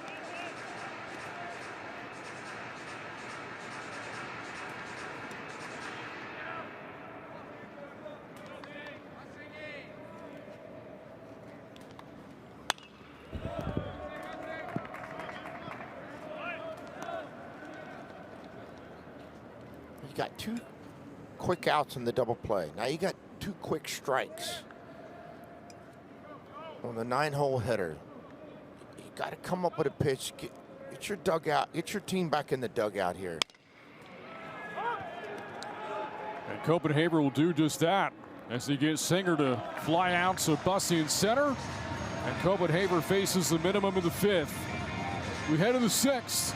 Beavers 7, Buckeyes 3. Back after this on Flow College. Golden Chick's new Golden Bowl is so big, it's a whole lot of yes and a whole lot of yum. So if you like big bowls, and we cannot lie, the new loaded mashed potato bowl is a whole lot of Golden Chick, a big bowl you can't deny. Woodcraft and their dedicated Amegy business banker work together to put the us in business banking, creating a long-lasting relationship with open and quick communication. Now it's your turn with your own dedicated Amegy business banker with banking experience in your industry, because you're more than a customer. We're more than a bank, and together we'll work to help put your business on solid financial footing with comprehensive financing options, earned interest on your accounts, and yes, the support you need to reach your business goals faster. Here we collaborate. Here you grow.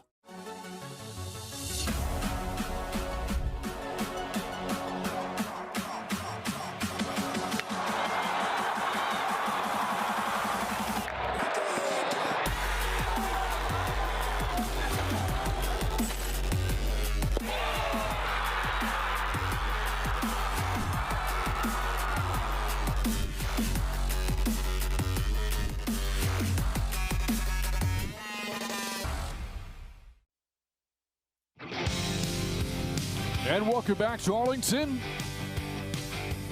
Buckeye fans here in attendance for their third and final game of the weekend, looking to get a win, but trailing by 4 as we go to the top of the 6th. Long trip from Columbus to Arlington, Texas. Yeah, I mean, look, it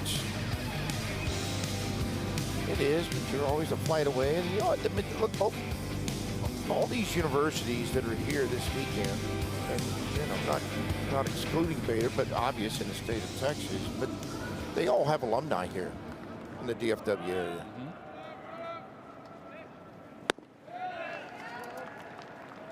Swing and a miss by Mark Stevens to start the 6th inning.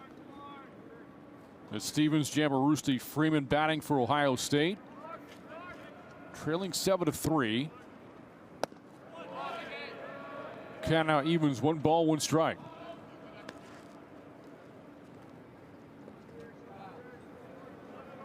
Stevens 1 for 9 so far this weekend.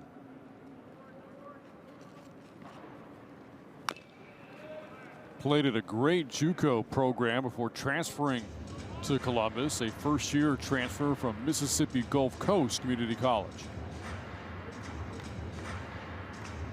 Indeed it is. It has produced a lot of professional baseball players, a lot of Division I players, a lot of SEC players.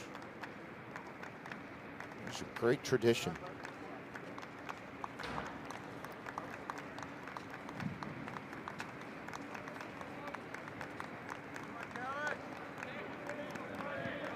This is the second inning of relief for Kellen Oaks. After the starter, Kleischman went 4 innings for the Beavers. The 1-2.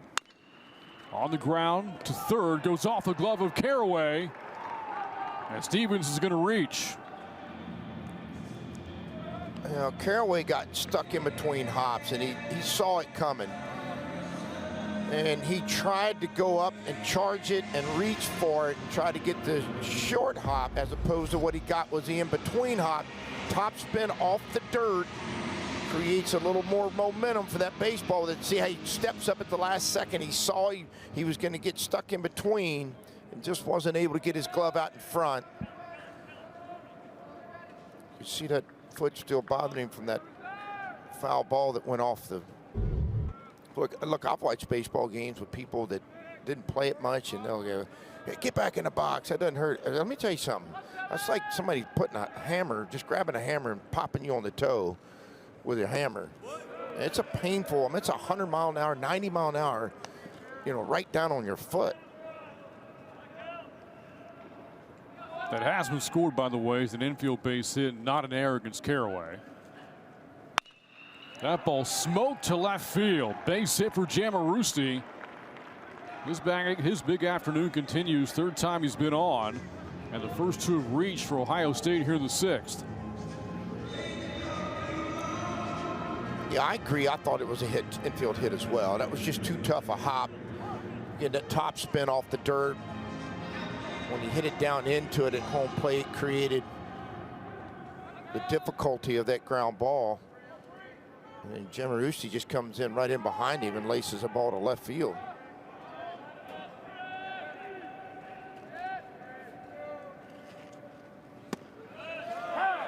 Nothing in 1 to Zach Freeman.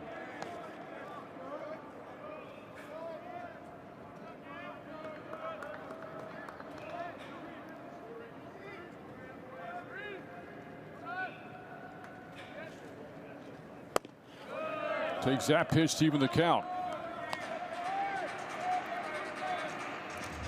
So far, the Buckeyes 2 for 11 with runners on base, 0 for 8 today with runners in scoring position. Yeah, they'd like to be 1 for 9 with this at bat.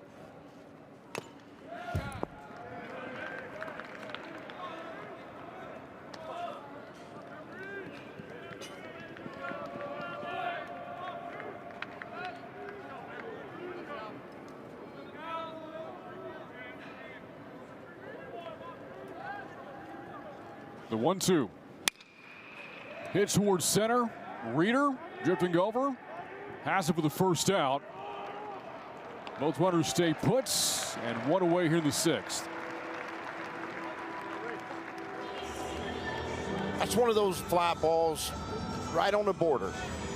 You got to know your runner at second base. Again, he took that foul ball off his foot, so probably not running as good as what he normally does. But that's one of those borderline, do you tag up and go to third, or do you have to stay at second? They choose to hold him up at second.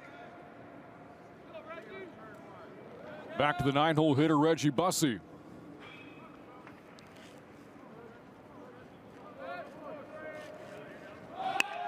Puts the bunt down. Fielded by Oaks, but doesn't have a play. And Bussey's on with a bunt single, and that'll load the bases.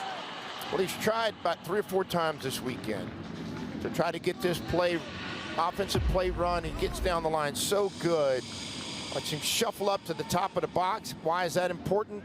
When you move to the front of the box, it creates a bigger bunting angle for you. It brings the field of play into bigger for you. And then, man, he just scorches it down the line. There's no play for Oaks. And now the tying run comes up for the Buckeyes. Back to the top of the order to Lipsy. Ellis awaits on deck, who homered off of Oaks back in the 5th.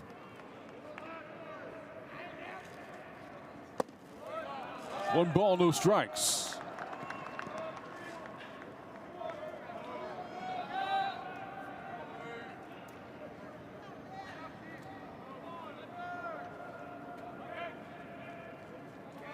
Lipsy's been on twice today so far for Ohio State. Takes a strike to even the count. Yup, pitch right at the bottom of the strike zone.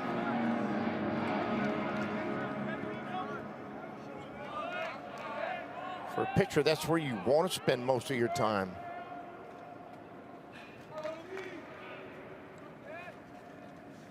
Swing and a miss. Blew a fastball by him.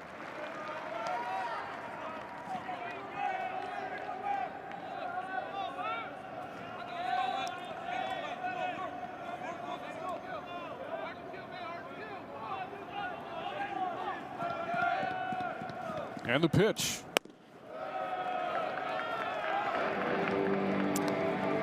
Well, he went to a 92, 93 mile an hour fastball way. What he was trying to do is go to the edge of the outer half of the plate to get Lipsy to roll over the top of something and possibly hit it in the infield for a double play. But he threw it too far off the edge. Got him looking, strike 3.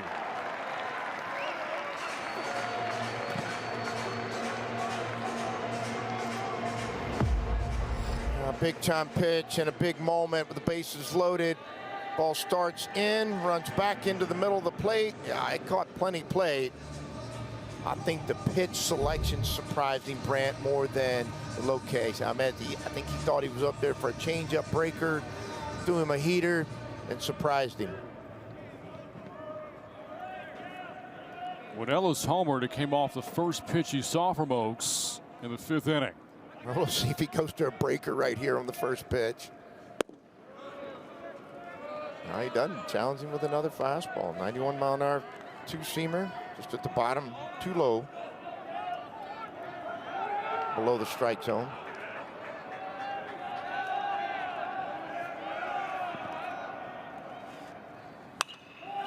Fouled away for strike 1. Let's take it back to the 5th inning. Lee Ellis, again, the first pitch you saw from Oaks. Got a fastball over the heart of the plate and did not miss.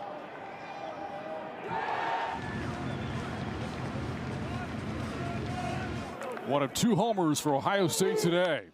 And for Ellis, his 4th of the year. Yeah, that's what's called ambushing a first pitch fastball. He was looking for it. Filling right in that middle window.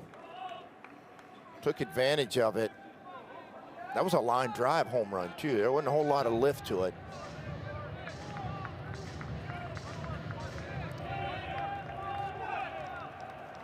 One, 2. Ellis lays off the breaking ball. Yeah, good pitch. Good job taking it.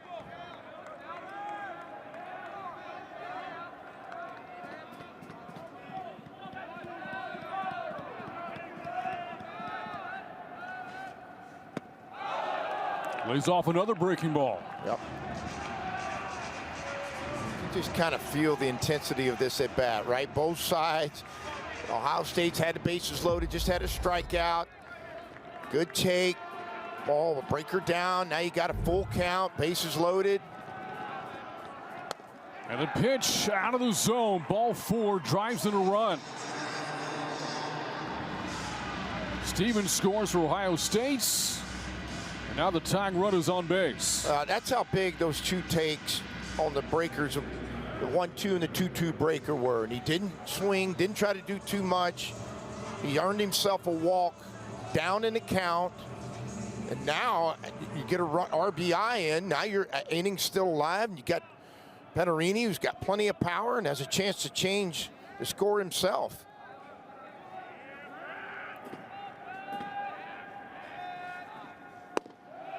Strike 1.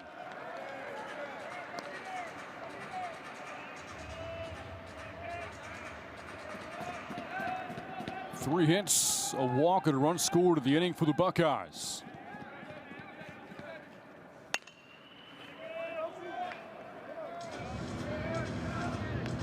Second straight game we've seen this Ohio State team show some fight. Oh, absolutely. No, they're, yes. To answer your statement, yes. The other side of it is it's a good offensive team. They got a lot of different ways that they can score.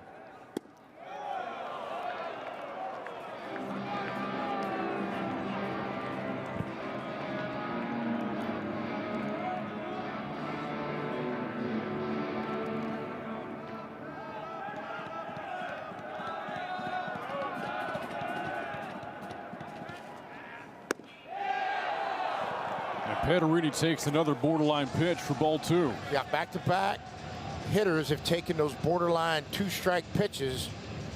They try to throw a backdoor breaker, try to let it come back and catch the outer half of the plate. Petterini does a good job of not expanding the zone and chasing.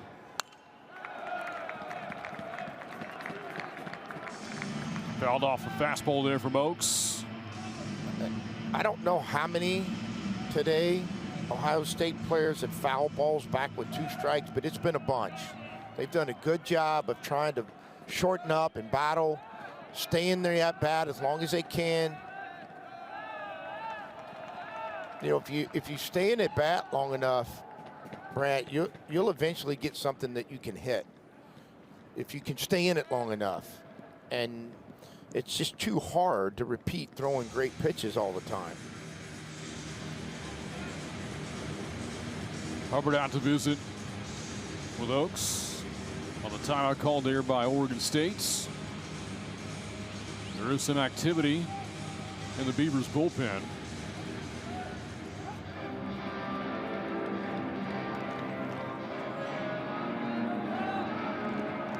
And Zach Edwards getting loose.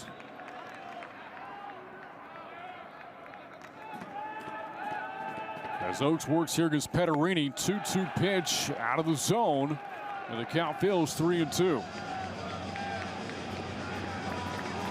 Back-to-back full counts where the Ohio State hitters have had to battle their way back, stay in the at-bat. Full count pitch, popped him up. Behind home plate, Hubbard does not have a play. And Petterini stays alive.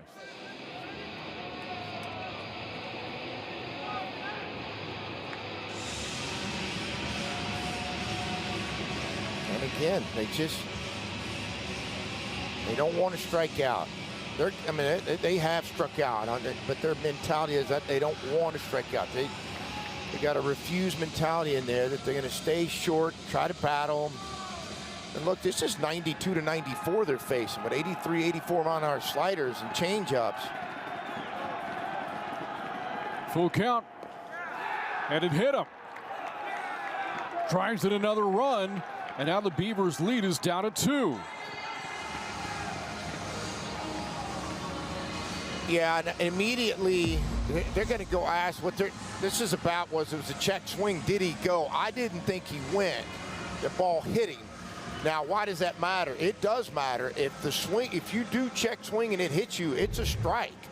But I don't think he went. They immediately appealed to third base umpire, and he said he didn't go. But that is not up to the home plate umpire, Mark Winters. That's on the third base umpire, Chris Koski, who immediately said, no, he didn't swing.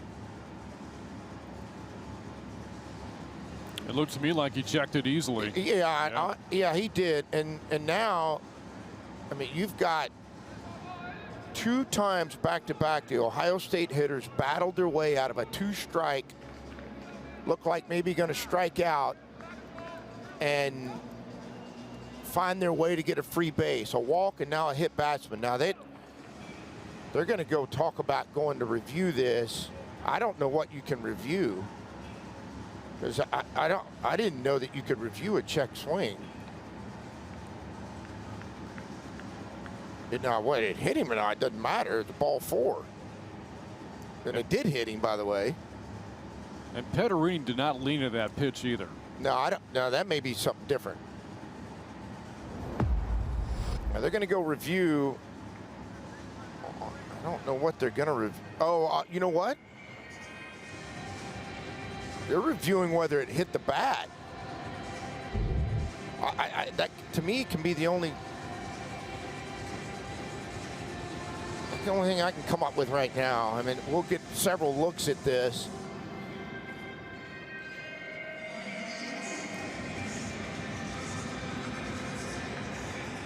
This is our 3rd review of the day.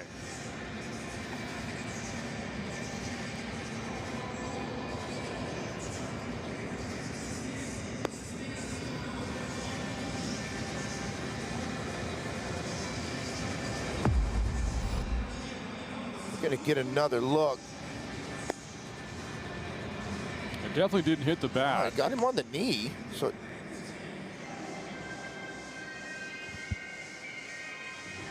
and they're checking to see whether or not Petterini did lean into the pitch. I didn't see that. Nobody would lean in with your knee. He was trying to swing. He may be just trying to knock down some momentum that Ohio State has, but he didn't lean into it. He was just starting his hips through the ball.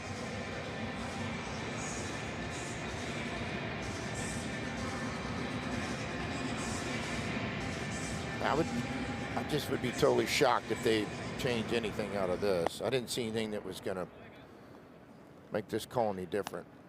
And the call stands. Petterini hit by a pitch, did not lean into it. The run scores. Another run scoring and a free pass for the Buckeyes here with 2 outs in the 6th inning. Now a 2-run game. Yeah, we're going to have a pitching change, I think. Indeed we are. And that's it for Kellen Oaks. Beavers going to the bullpen. And they'll turn to Zach Edwards. Bases loaded for the Buckeyes. 2 outs in the 6th.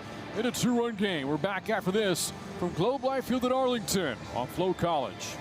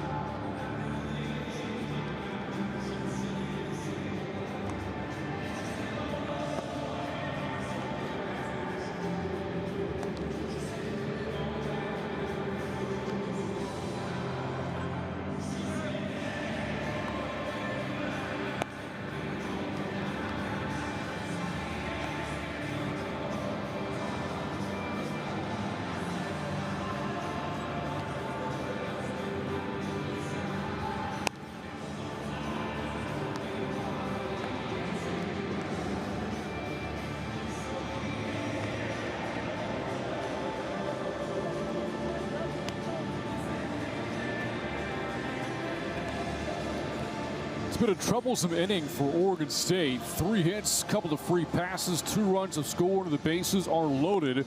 What was a 4-run lead down to 2. And now the Beavers back in the bullpen. They bring in Zach Edwards, the freshman, standing at 6'2", 215 pounds, out of Riverton, Utah, making his 3rd appearance of the year. So far, 2 hitless and scoreless innings this season with 4 strikeouts. And he'll face Matthew Gravelin, the 8th batter of the inning for Ohio State. And the tying run in scoring position here for the Buckeyes. Petterini at first, Ellis at second, Bussey at third. Here in this 2-run game. First pitch, Gravelin swinging, deep drive out towards right, and it's off the wall. That's going to clear the bases. Here comes Petterini, and Ohio State has the lead.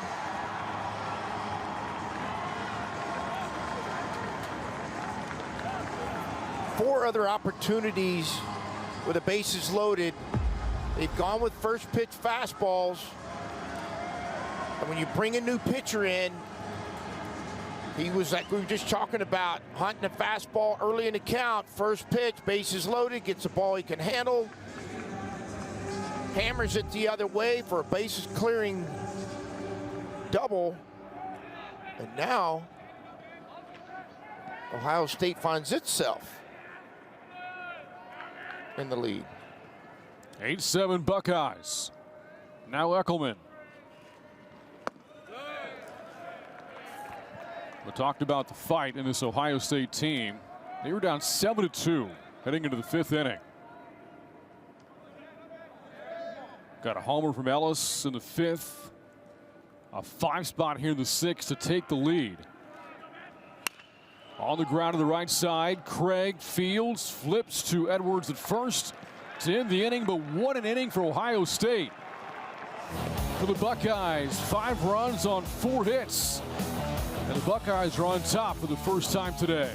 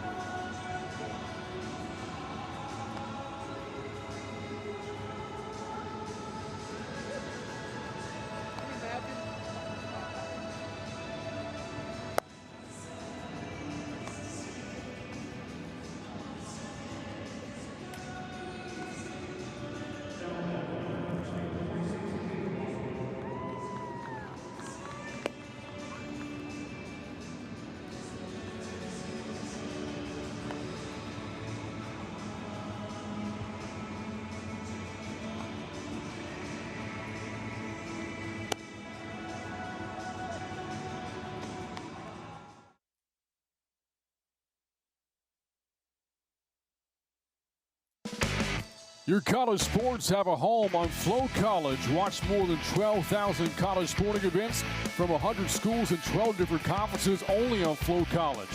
Head to flowcollege.com today to see everything now. We head to the bottom of the 6th inning. What a comeback for the Buckeyes. Once down 7-2, now on top 8-7 A 5-spot at the top of the 6th inning. The big hit, a bases clearing double for Matthew Gravelin. Got a brand new game here in Arlington. Ohio State back to the bullpen, Hayden Blosser. And now for the Buckeyes, the 5th pitcher Ohio State has used today comes into the game after 2 innings of relief from Nick Copenhaver. They really slowed down this Beavers offense. 2 scoreless innings for Copenhaver. Beavers last scored in the 3rd. At the top of the order batting now for Oregon State, it's Caraway, Arquette, and Peterson, with the Beavers trailing for the first time this afternoon.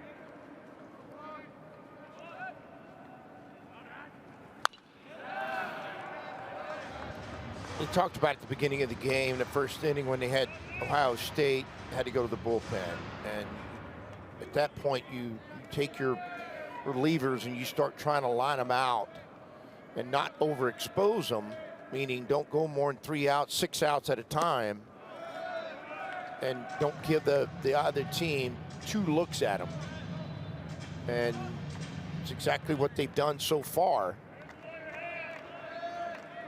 We'll see if they continue. Oh. Hits Caraway.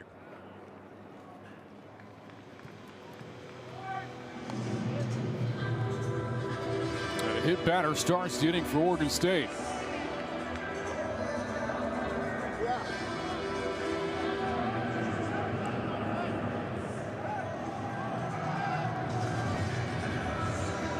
Caraway off for the 3rd time. Tying run is on base here for the Beavers. Brings up the red-hot Iva Arquette, 3 for 3 with 3 singles. You're going to see a visit from the Ohio State pitching coach. That's the 6th free base that Ohio State has given up to Oregon State so far in this game through 5. Go back and look at Oregon State.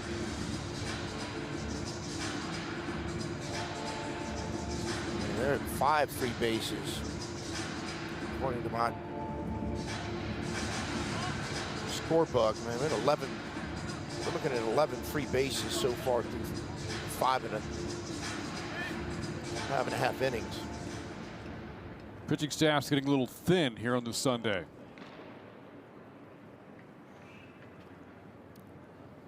And an offensive timeout here for the Beavers. Yeah, I think they're going to look at Caraway. Trainer walked out just to make sure you'd have to drag him out of the game. He's like, I'm good. I'm good. Left arm getting loose for Ohio State, Luke Carroll.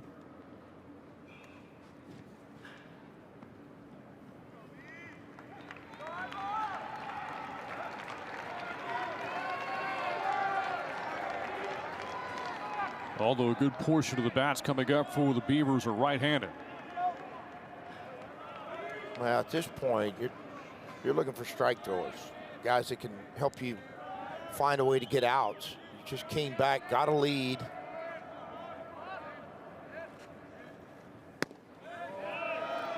That 2-seamer moves a lot. You had a chance to see it moving left to right. It hit Caraway on the first pitch. When your ball moves a lot, you got to allow for where you aim to start that ball out further away.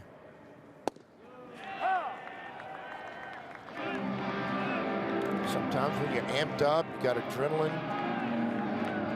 The ball moves even more. You're pronating through it harder and faster.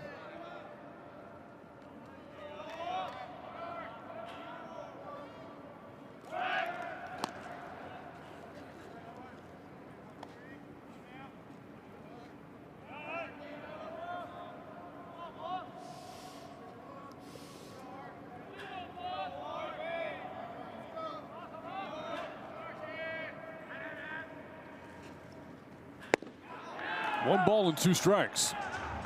There you go. It's a 90-mile-an-hour 2-seamer. Good movement to it. Now, if you want to start that thing middle end and let it run back in underneath him with that fastball. Lays off the breaking ball out of the zone. Count evens to Arquette, 2-2.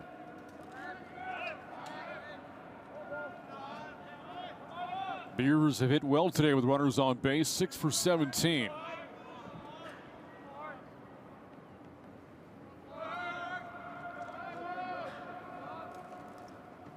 Arquette takes another pitch way out of the zone. And the count fills now to the Beavers shortstop. But do they start him up? Try to stay out of a double play. Create a little bit of movement on the pitch with the runner Caraway at first. Swing and a foul tip, strikeout. Big pitch there from Blosser. Good for the first out of the inning. Now they threw the pitch. I thought he was going to throw on 2-2. Lets his two-seamer run underneath Arquette. Ran right back into him. Not able to get there in time with that barrel. Now 1 away in the inning. To the plate, Tice Peterson. A double back of the first. He struck out in each of his last 2 at-bats. That takes the first pitch for a strike.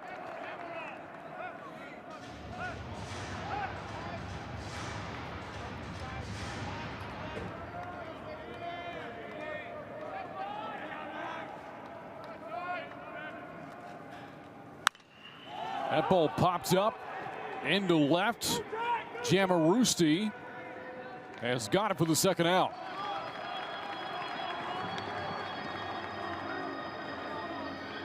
Another fastball in tight. This time to Peterson. Not allowing him to get that barrel extended. Because of it, end results a fly ball out to left field. An easy catch. So after the leadoff man Caraway reached, back-to-back outs for Blosser of Arquette and Peterson. Brings up Gavin Turley.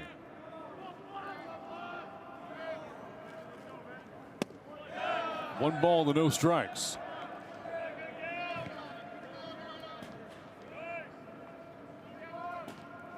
Turley, one of the better 2-out hitters on this team, hitting .364 with 2 outs this season.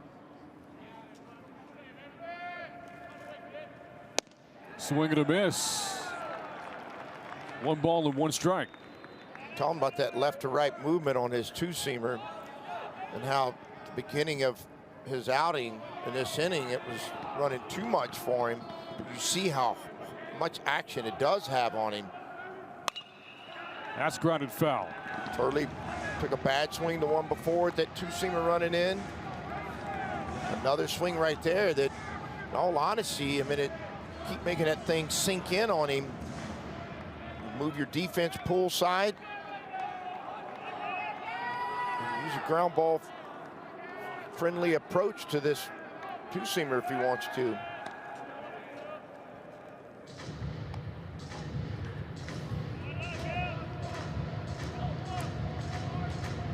Be fun to see. He's set up in theory to go away slider, come back to the two-seamer if he misses with it. Let's see what he chooses to do. Breaking ball and missed away. And he hadn't connected yet with one of his sliders. It's the only thing he's been able to connect with strike-wise has been his fastball.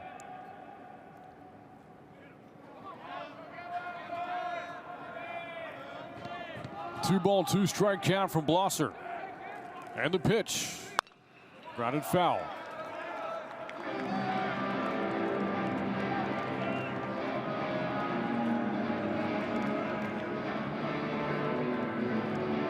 Beavers put up a crooked number in the first, scoring 4 times. Scored in the second, twice in the third.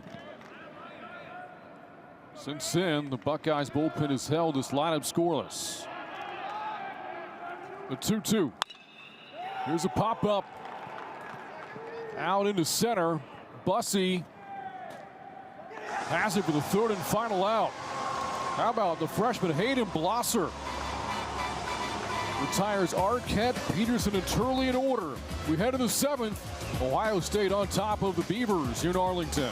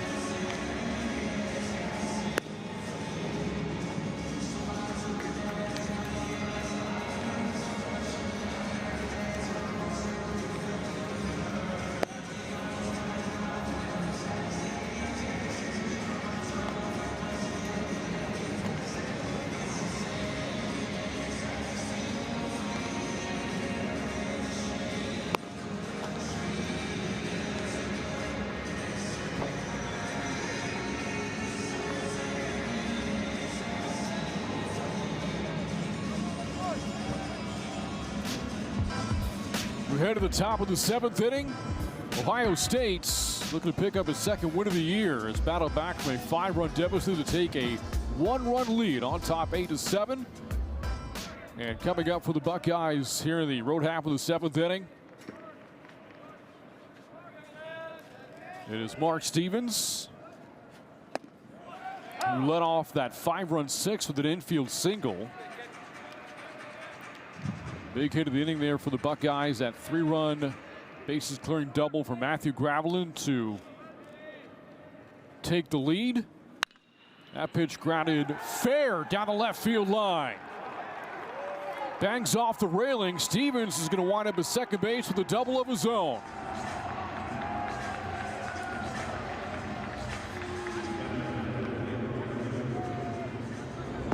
Another look at this. Slider in the middle. Able to get out, gets him out front, which is why he hooks it, pulls it down the line. Nothing Caraway was going to be able to do. It's going to be a double all the way. Even if you go, it gets past, it doesn't kick back to the field, it goes down the line. It's going to be a double either way.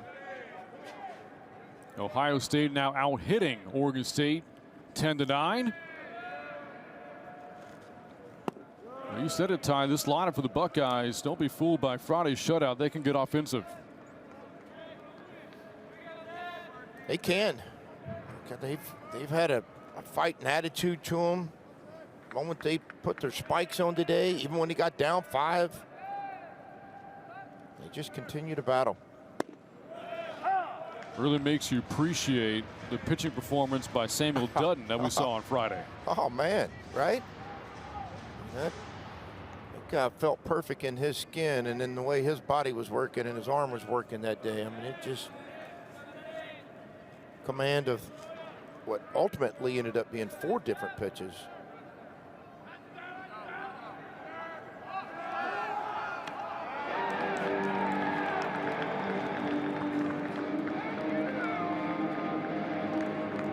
How about the pressure that the Buckeyes have put on the Beavers today, with the leadoff man reaching 6 times in 7 innings so far this afternoon?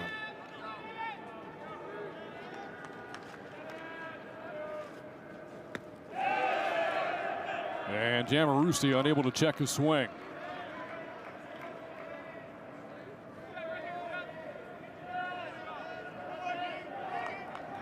Well, you're down 2 strikes. Obviously, you'd love to come up with a hit in this position if you're Jamarusti, but make it your worst case scenario that you hit a ball to the right side, move the runner. And that's what he was trying to do. Goes around again. Edwards strikes him out. And 1 down here at the top of the 7th. He was trying to do exactly what I was describing and just tried to push a ball to the right side. Slider got above him. He wasn't able to make any kind of contact. Watch, he's trying to go the other way.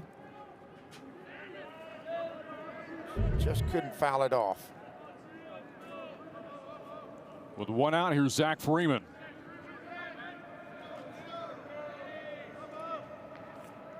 Bottom third of the order has been really productive for Ohio State today. Jamarusi's been on 3 times. Freeman with a base hit. Bussey had that big bunt single in the 6th. It was the bottom third of the order that really got that rally going back in the 6th inning.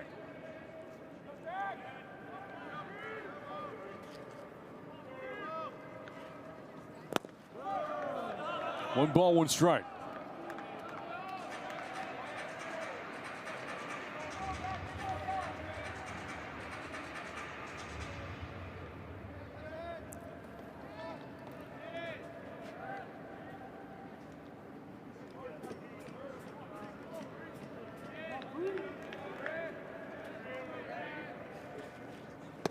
A swing and a miss.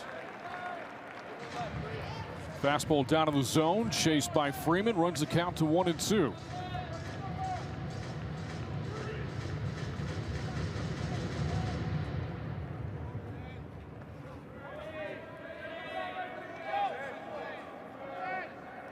And the pitch from Edwards. And Freeman got a piece of it. Well, the pitch before was away. Swung at it. This time he starts the ball middle, he's going to run it in on him. Freeman looking for something away, which made that breaker tough on him because he was wanting to try to hit a ball in the middle the other way, but it kept running in on him.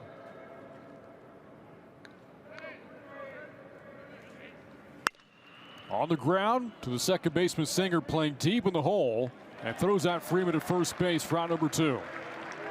Well, Singer stays back to try to get a better hop. He knows at that point he's got to hustle the ball out of his glove and make a strong throw to first base, because the longer he stayed back there in deep depth was allowing the runner to get closer to first base. He does a great job of getting it out of his glove and throwing him out at first. Edwards trying to work around that leadoff double hit by Stevens. Now with 2 outs, facing the 9-hole hitter Reggie Bussey.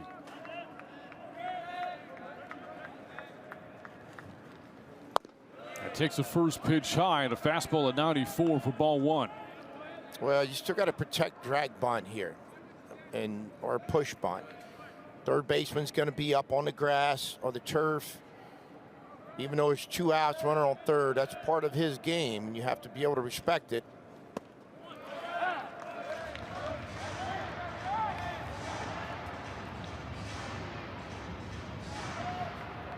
can see there the third baseman's on the cut, on the turf.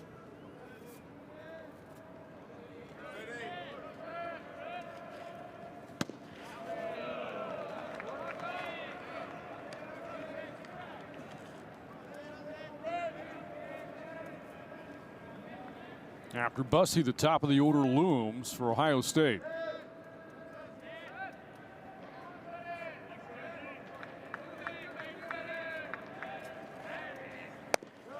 Three and one.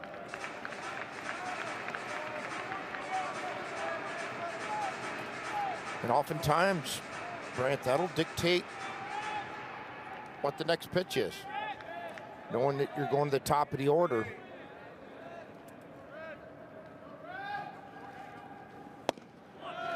Take all the way there by Bussey, and a fastball at 95.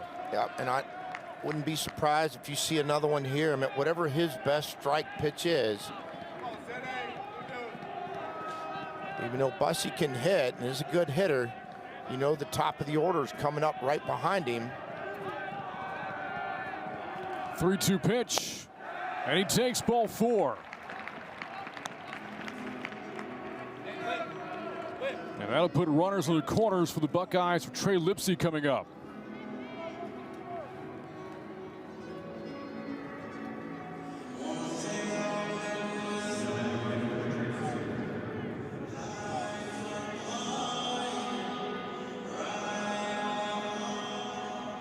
Justin Hare coaching over at third base when the Buckeyes are batting.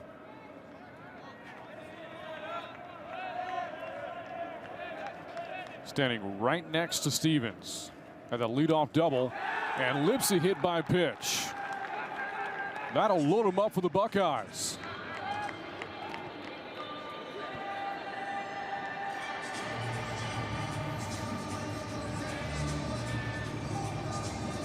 Bases loaded for Ohio State for a second straight inning.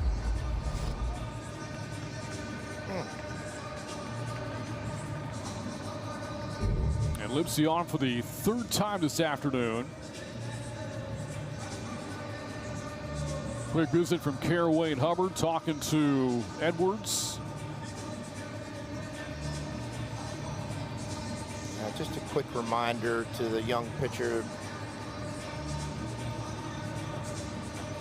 You know, you're one pitch away, not going to get a visit. We'll see if it's a change or not. Yep, and it's going to be, that was a by time visit.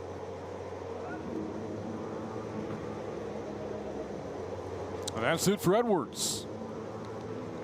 The Beavers going to the bullpen with the bases loaded here in the 7th. Oregon State trying to keep this a one-run game. We'll step aside from Arlington. It's 8-7, Buckeyes on top.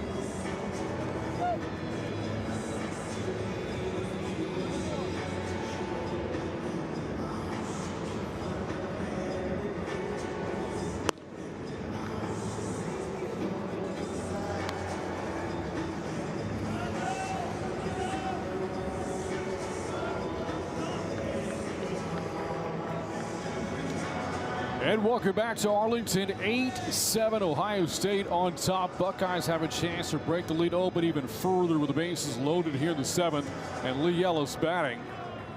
And he'll face Joey Munt out of the bullpen here for Oregon State, making his 3rd appearance of the season. Honorable mention All Pac-12 a year ago. And the first pitch on the breaking ball out of the zone for ball 1. At that time, they're not going to get beat with a fastball leading the count off with the bases loaded. Another breaking ball there from Bunt. That's in for a strike. Yeah, backs it up with another one. You're going to throw a breaker, a secondary pitch, and you miss with it. Got to be good enough to come back and double it up. Those hitters will sit in there guessing fastball.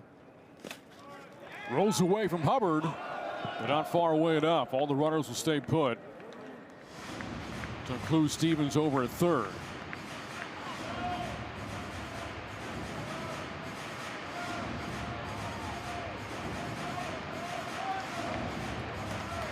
This is Ellis's first at-bat of the season with the bases loaded.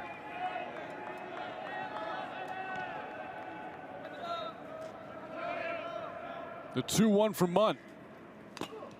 Fouled away.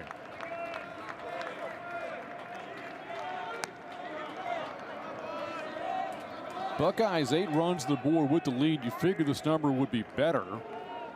But today they're just 2 for 15 with runners in scoring position.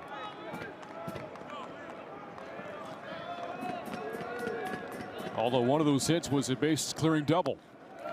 Well, they had the walk and the hit batsman, too, to bring in 2 of the runs. And now here we go again, 3-2, 2 outs. We've seen this a handful of times already.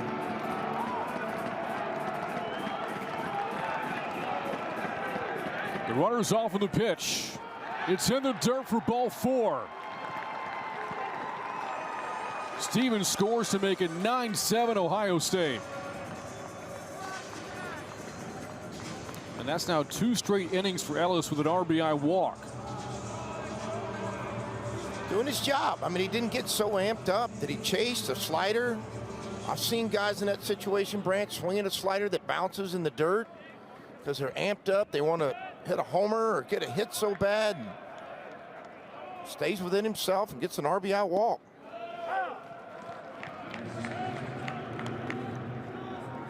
Last time Petterini batted, it was with the bases loaded.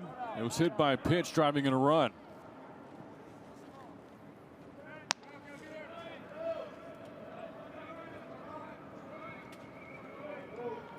He's got a chance right now, Brant, to help his team out a lot. Now, not that he hadn't already, but it's just one of those moments. I thought that got him again.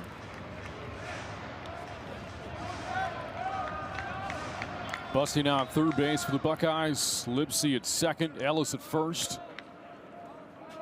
Ohio State has now scored in 3 consecutive innings. That rolls away from Hubbard. But again, not far enough to allow the run to score.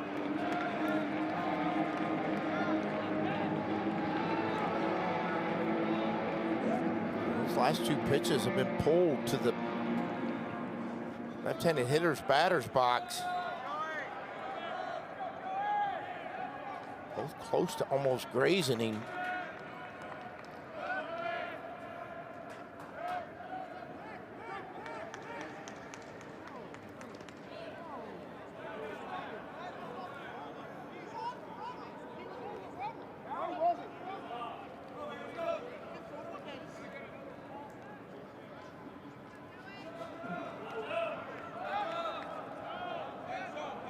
The 2-1 to Petterini.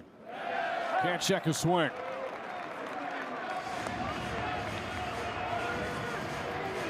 Well, his eyes lit up, and he saw that slider ball start in the middle, and it just kept running in on him. He couldn't hold that barrel back. 2-2. Petterini checks his swing this time.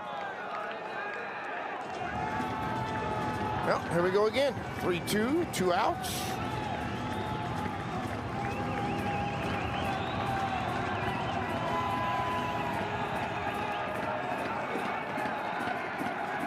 And the pitch Got him looking, strike 3. Big pitch there for Muntz. And the Buckeyes strand the bases loaded.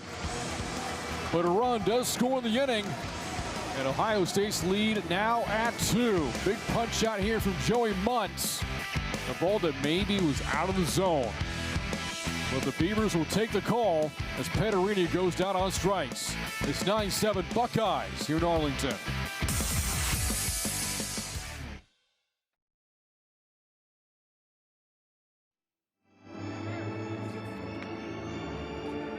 Is that the only one?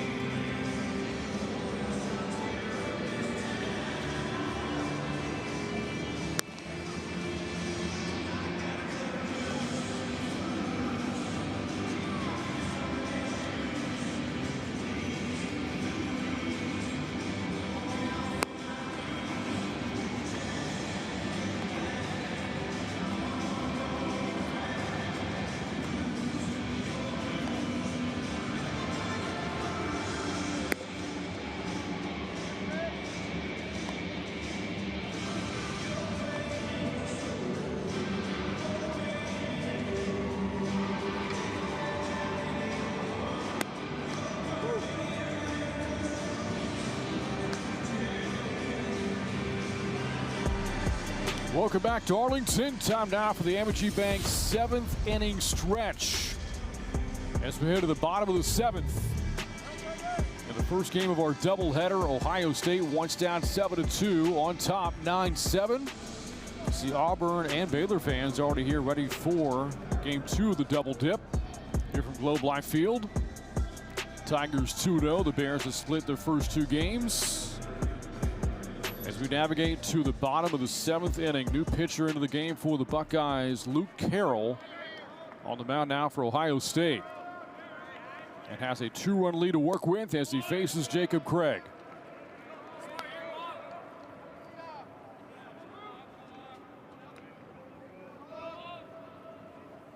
Carroll, the 6th arm of the day for head coach Justin Hare. 2 balls and no strikes to Craig. Now, this just goes back to what we talked about the get-go from the first inning on. They were going to have to cut this game up, not overexpose any one pitcher. And they're staying with the plan. Now, the Buckeyes have had issues holding on to leads this season. 4 times this year, they've held a lead to the 7th inning or later, only to cough it up.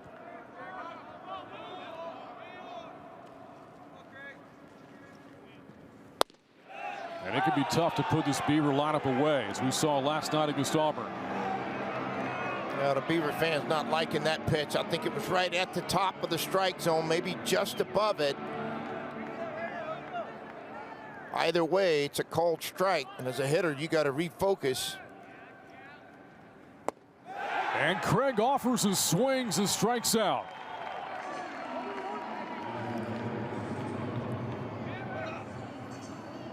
Good looking live breaker. Tight, hard 80-mile-an-hour breaker. Doesn't have a lot of depth, but enough to fool him. Good pitch.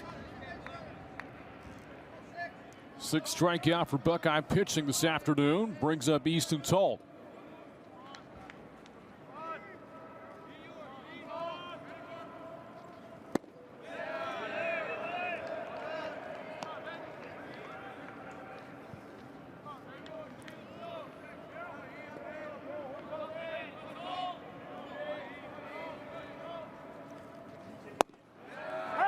Well, the way this game started, you thought Oregon State was going to run away with it. Scored 4 runs in the first inning.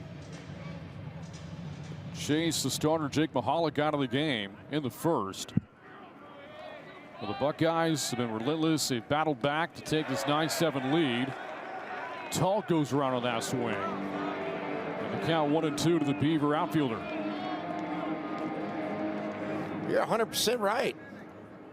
And Ohio State hung in there, taking their free passes, come up with a couple or 8 double clearing, base hit, or the bases loaded. They've had a new pitcher the guys have come in and the relievers have done what, Brant? They've thrown strikes, right? They're giving their defense a chance to work. They haven't created as much tension with walks. Tall strikes out. Got him on the slider. Luke Carroll has pitched well out of the bullpen here for the Buckeyes. Well, this is a product of a young man being a grad transfer senior. He's developed over time. I'm just guessing probably was an 84, 85 mile an hour guy out of high school. Now he's 92 with a power breaker. He's found his spot on Ohio State's roster. In a moment, probably when he started college baseball, he did not think he would be where he is today. Or maybe he did, right? Maybe he did. But because of the way baseball's set up, earned a degree, and now here he is. And that breaker must be pretty good, because that was a bad swing. A confused, fooling swing to a really good hitter.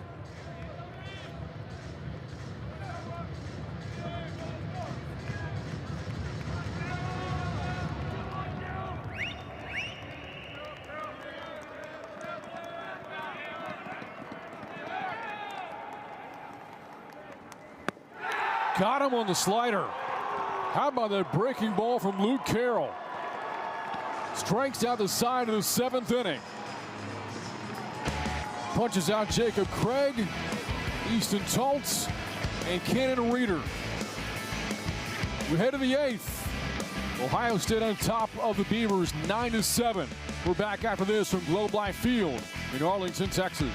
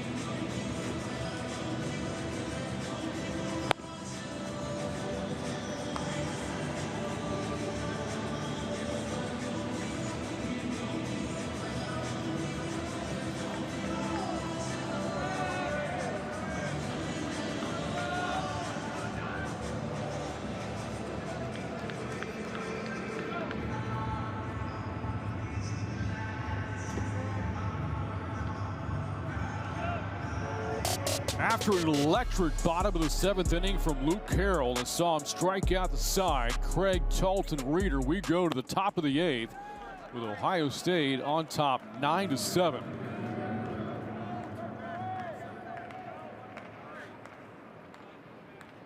That slider from Carroll, filthy stuff in the 7th inning. Yeah, it sure was. I mean, you go back and you look at the swings they took against it, and they were really confused. You know, those are really good hitters, really good hitters. And so that just tells you just how hard that slider was to pick up. Gravelin with a base hit to center field. That gets by Reeder, and Gravelin winds up at second base with a double. Well, Reeder got stuck in between, Grant. It's a ball hit out to center. He's stuck, meaning he was deciding between making a diving catch or just laying back and letting it be a single, and then he tried to pull up and block, and it hit him on the knee, allowed him to get to second base. It's one of those tough plays for a center fielder. Times you pull up at that point and let it be a single, but aggressively trying to make a great play turns into a double. His second double today. And yet again, the leadoff man is on for the Buckeyes for the 7th time this afternoon.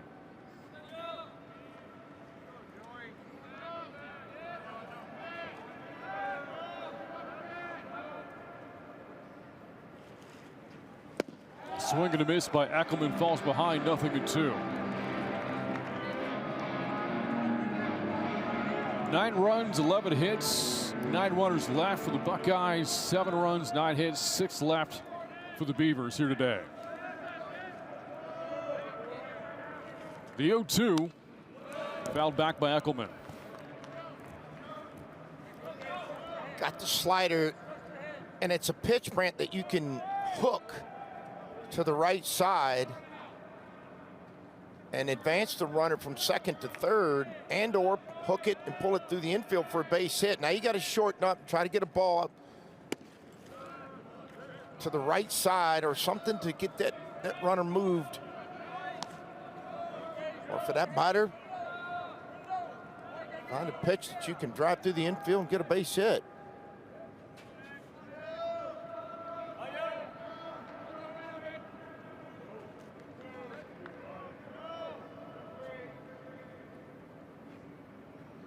The 1-2, swing and a miss. Eckelman down on strikes. And 1 out here in the 8th inning. Yep, kept the ball away from him. He wasn't going to be able to pull it to the right side. Got him to swing and miss. Very few times today have the Buckeyes hitters chased out of the strike zone. That time he did. That'll bring up Mark Stevens, a 2-hit day for him.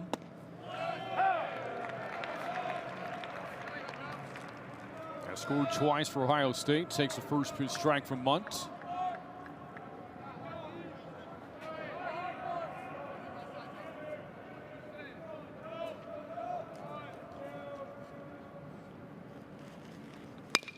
That ball poked towards right field. Talt coming in. And Gravelin will stay at second base. 2 outs, now in the 8th. Yeah, good pitch. Slider running away, couldn't stay off of it, got out in front of it.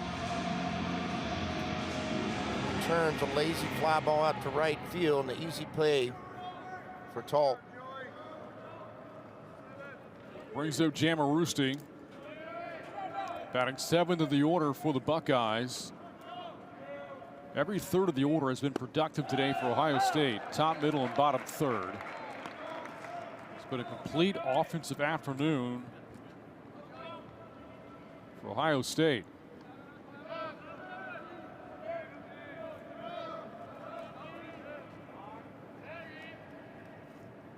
The 0-1 from Munt, swing and a miss. Good looking slider of his own.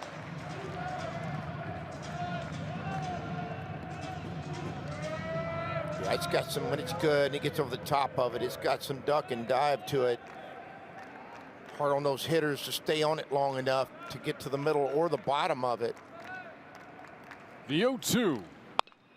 Rolls out one to the left side. Arquette vacuums it up, throw to first. In time for the outs. A leadoff double for the Buckeyes, but no run score in the 8th. We head to the bottom of the inning. It's still a 2-run lead for Ohio State. We're back after this.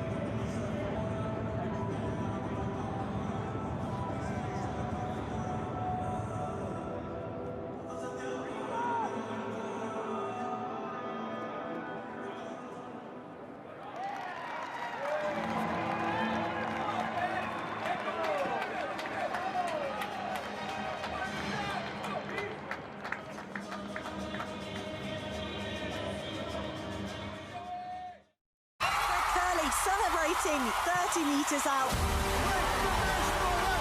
5,000 meters on the track, ready to roll. Collegiate National lead. Going to close there on her inside, but it looks like Shaki could take this front to Brad Fisher, the American record holder. This is super Cuban. But Holloway crossed the line. He's only 3 100ths outside the world record.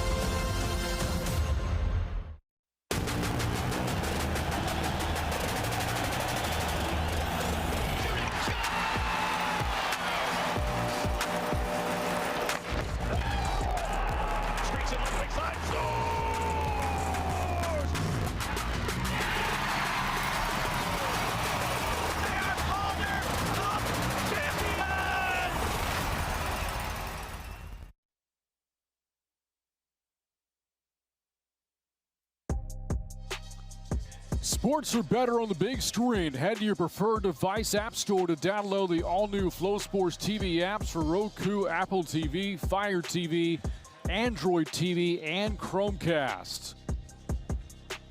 A look at the Pudge Rodriguez statue outside of Globe Life Field. As we head to the bottom of the 8th inning, 9-7 Ohio State on top. In the top of this inning, Nick Jamarusti hit a ground ball to Iva Arquette at short. And his throw to first base led to a bang-bang play. It was so close they reviewed it, but the call on the field upheld. Jamarusti called outs.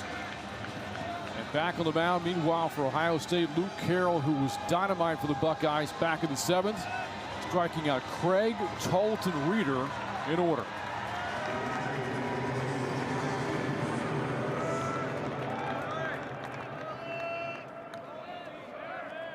Leading off, Bryce Hubbard. No, it's a pinch hitter up here for the Beavers. And it is Wilson Weber taking the place of Hubbard.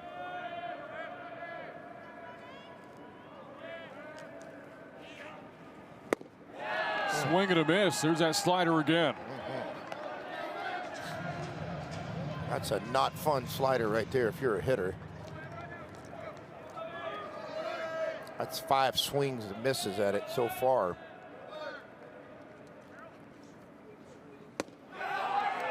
Slider missed inside that time.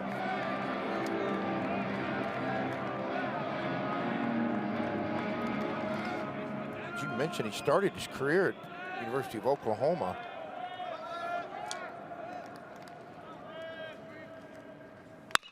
That pitch hit well towards the gap in left center field, and that's Stafford base hit. Tracked down by Bussey. Weber on his way to second base, and he's there with a leadoff double.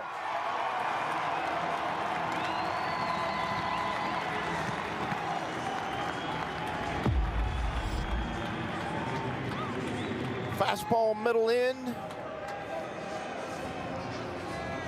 a good job of getting it in between left fielder and the center fielder. Bussey not able to run up on it.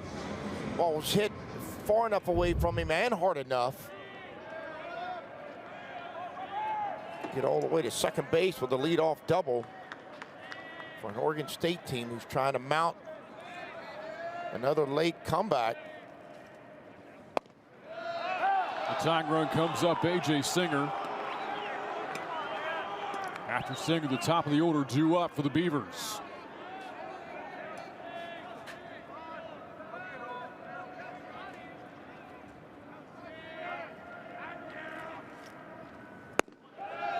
One ball, one strike.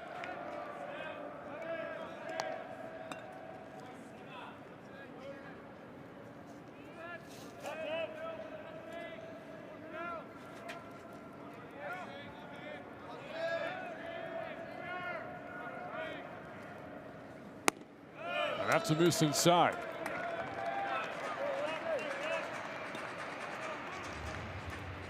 Singer hitless, 0 for 3 today with an RBI ground out.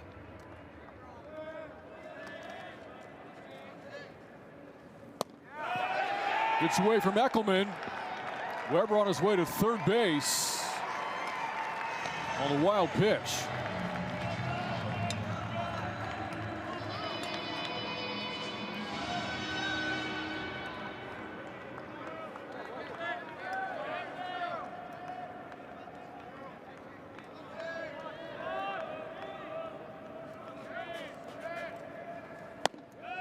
And he walked him.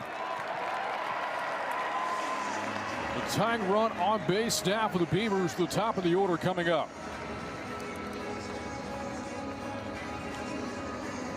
You know, there are different times in a programs do different things in a situation. You're the home team, you get last at bat. I've seen guys in this situation, first, third, go to a safety squeeze where they push the ball the right side, try to score the runner from third, and advance the runner from first to second. We're going to see a pitching coach come out and talk to Carroll. And what that does is, if you execute it right, it allows the runner from third to score, and you get the tying run to second base, and basically it's a sacrifice bunt. But then, you know, then also you got the philosophy of, hey, I'm first, third, I'm trying to win this thing now, right? So you got the top of my order coming up. Let's let them swing.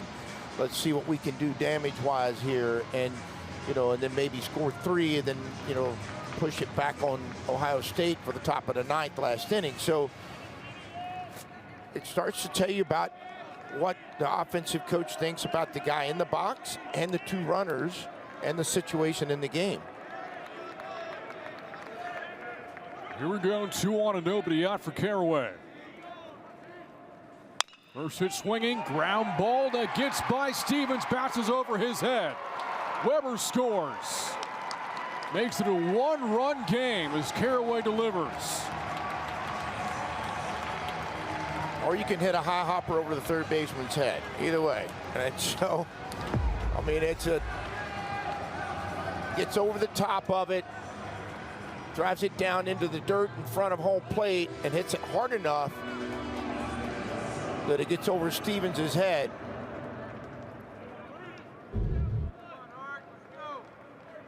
And here comes Iva Arquette, working on a 3-hit day.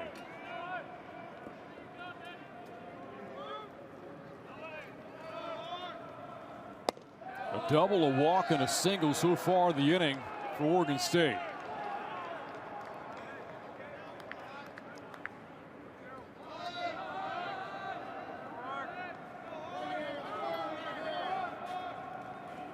The 1-0 from Carroll. There's that slider.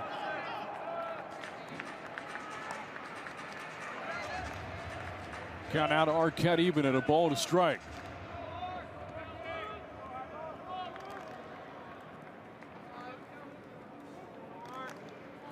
And how about Arquette this year batting with runners on base and even 500? Slider that misses away, 2-1.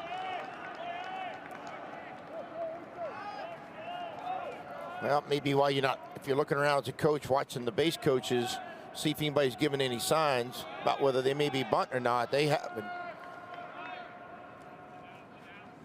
Swung on, drilled to center field and down for a base hit. 4th of the day for Arquette. Around third, Singer, and this game is tied. Well, if you were thinking they might sacrifice bunt, you know why now not? I mean, he does a good job. This ball's elevated. And he does a really good job of getting his hands, look at him get up to that baseball to get to the middle top side of it. And drive it out to center field for a base hit. Look at back control right there, Brad. Being able to get above that ball. Singer scoring the tying run.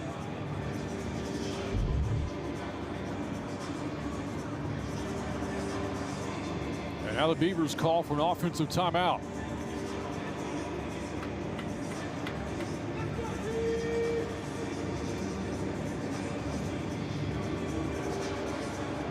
Well, how about the day for Iva Arquette? 4 for 5. And a big RBI single moments ago. That's why he's one of the top-rated shortstops in the country, defensively and offensively. I mean, look, that is a prototype-looking professional baseball shortstop.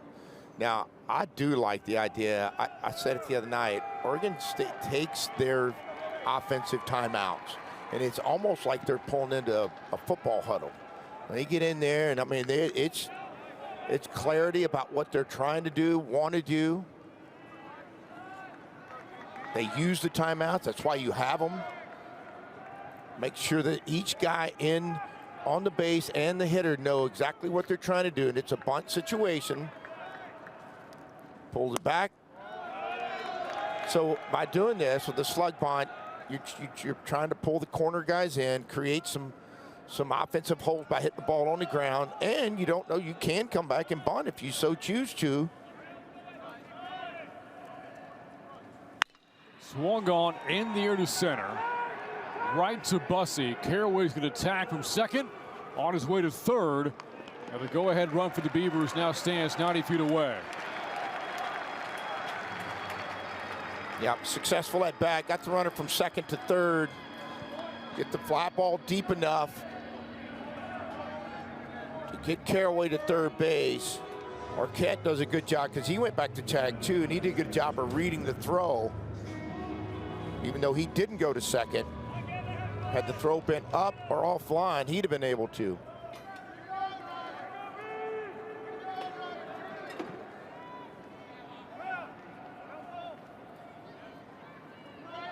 Two on, one away for Gavin Turley. First pitch hammers it, but foul. And jumped on a first pitch slider there from Carroll.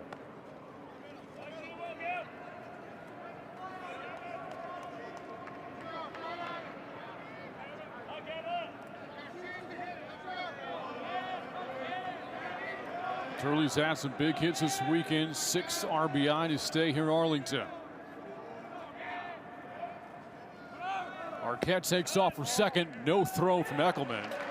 That'll keep Caraway at third. But now that erases a possible double play, and a base hit from Turley could drive in 2 more. Yeah, that was an important steal because it did take the double play away, and it forces Ohio State to make a choice if they want to bring their infield in or not. They're going to play halfway, but that was an important steal as to now the defensive alignment. That ball drilled deep to right center field, at the track, at the wall, and it's gone. 3-run homer, Gavin Turley, and the Beavers retake the lead.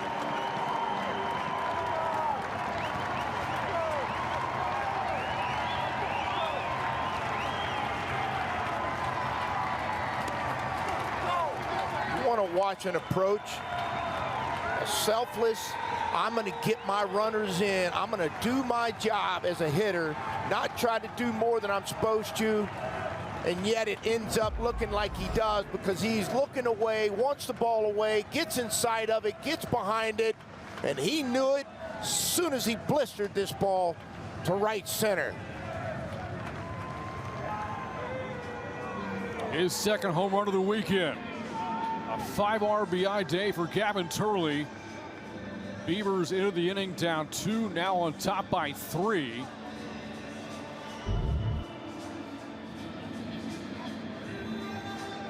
Now it's 12-9. Mitch Cannon visiting with our Play Empire Mark Winters. I don't know if something was said through the celebration. I don't have any idea. I can assume that, Brant. That's what I'm doing. You know what my dad's told us about assuming something.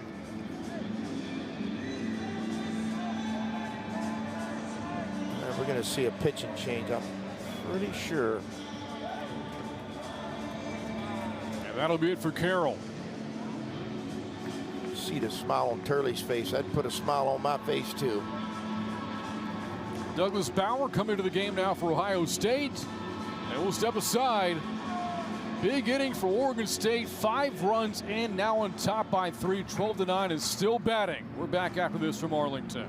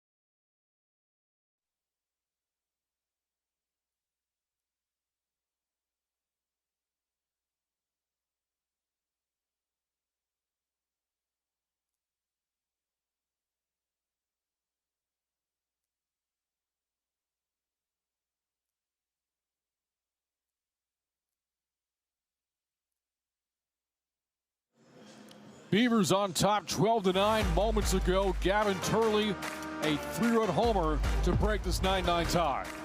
I tell you, he was looking away. I know it by his setup, the way the barrel came through. He was trying to catch something, a way to get inside of it.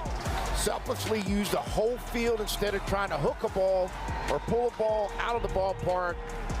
He knows where his power is. He knows how to get in behind the ball. Well, that's a game-changing, obviously, game-changing swing in a big moment. A big-time player. Here's Jacob Craig facing Douglas Bauer. First pitch swinging. Lipsy towards the line and right.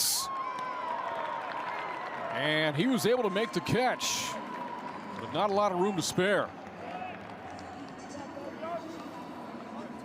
You know, there's not much room in this foul territory, and all the pro parks are this way now, just trying to make sure they got enough seats. Plus, they're puts them right into action to be able to sit right there and watch the players.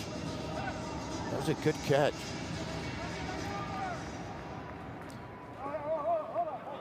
You know, the next decision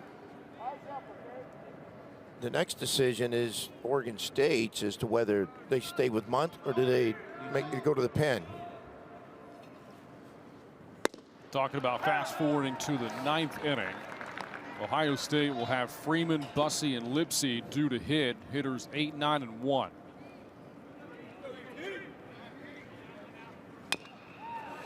Tall falls behind, 0-2. Well, we were talking about remember whether the runners on first, third, whether they were going to safety and act like a, psych bunt, safety bunt, or do you swing? And the idea you're going to be aggressive enough and believe in your offense enough that you're going to change the score, that all of a sudden Ohio State's chasing you in the 9th, and it certainly has turned out that way. On the ground into the shifts, hit that to Gravelin, and that'll end the inning. But what an inning for Oregon State. Enter the 8th, down 2. We head to the 9th with the Beavers on top by 3. The big 3-run homer by Gavin Turley has put the Beavers on top, and we're back after this.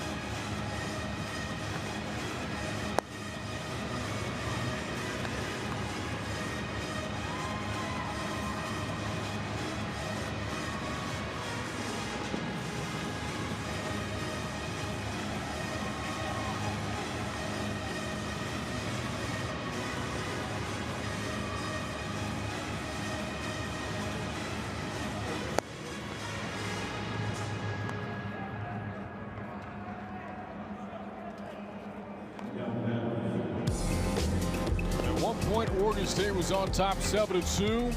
Buckeyes battled back, took a 9-7 lead into the 8th. But then the Beavers put up a 5-spot of their own. The big hit, a 3-run homer by Gavin Turley to break a 9-9 tie. And now we go to the top of the 9th inning. The Buckeyes down to their final 3 outs. And making his second appearance this weekend is Matthew Morrell. Through 2 perfect innings against Baylor on Friday to get the save against the Bears. Looking to do the same here against the Buckeyes. Zach Freeman leading things off here for Ohio State. Well, he was electric and good on Friday night. Well, all 3 of them were good on Friday night. think Coach Canham referred to him as Mighty Mo in one of his interviews, and he's back out there with the ball in his hand in the 9th inning trying to close out a win.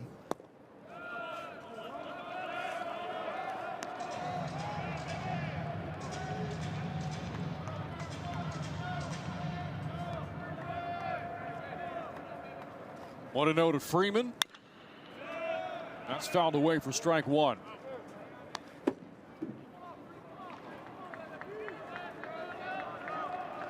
This is our 5th game of the weekend, still to come later today.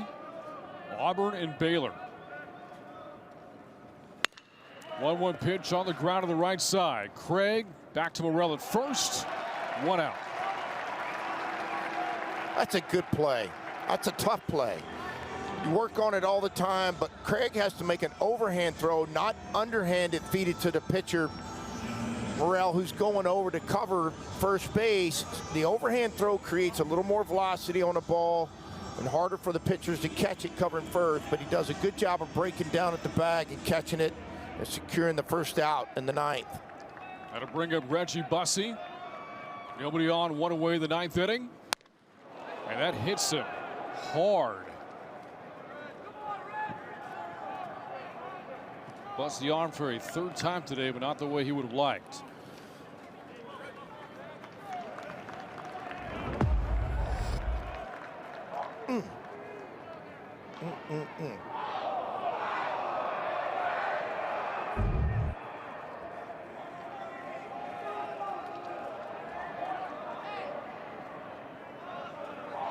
That is the first base runner Morrell has allowed here in Arlington. Well, they're just trying to get everybody under control. That hurt. And letting out a little bit of frustration, getting hit by the pitch.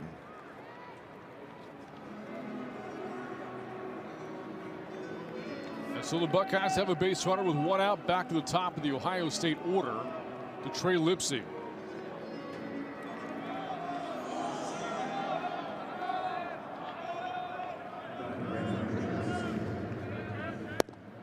First pitch misses in the fastball for ball 1. 3rd hit by pitch, Oregon State pitcher today, right? Yep.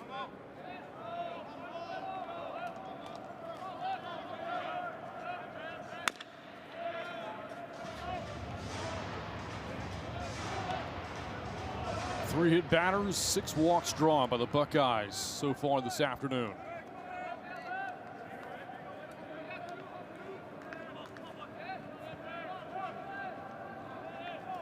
And the 1-1 on the ground to Craig. Thought about throwing to second. Instead, to the bag at first for the sure outs. And that'll bring up Lee Ellis for the Buckeyes down to their final outs. Been a big day for Ellis. Has driven in 3 to include a solo homer back in the 5th.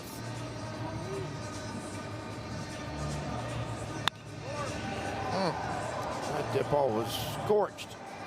A line drive home run. That's hard to do. Most of them are a little higher, get underneath it more. That was a line drive.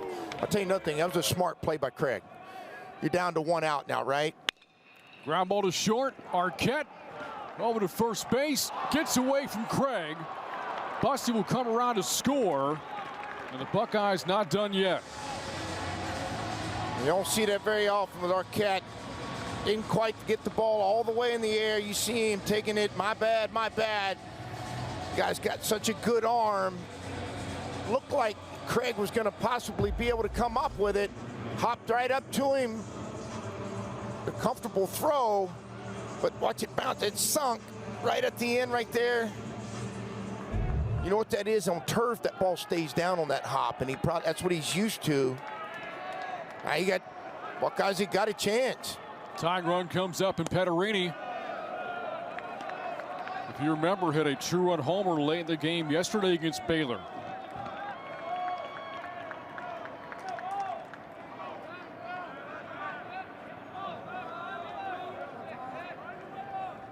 The Buckeyes have a pulse here in the 9th.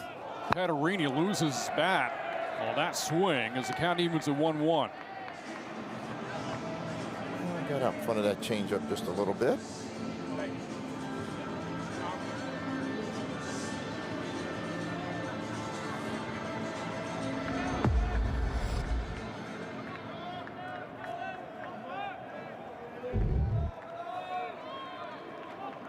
The ball was strike from Morrell.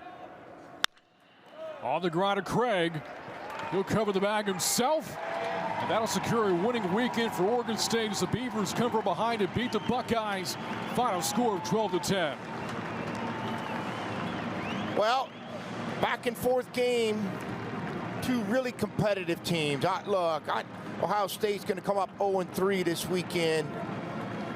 There's a lot of things they're going to continue to work on the mound and some other things. But I got to be honest with you, man. Their personality, their competitiveness in these games, and their will to come back and make this a game and, and go ahead. I mean, I just, speaks of their energy, their spirit, and their culture, and they're going to do better. And if you're Oregon State, you know what you have in that dugout offensively. You know what you are defensively, offensively, and you're not going to go through the season and walk and hit as many as they did today, right, from the mound. And they're going to move forward. It's a good weekend for them. Now they're going to get set up, go home, get ready for their first home. Both these teams are going to go home and get set up for their first home series. About to be joined to the field by our player of the game, Gavin Turley, a 5 RBI day.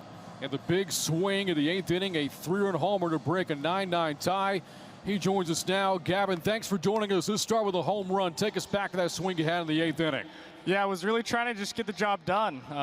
Stay loose and get that guy on third in was the most important thing.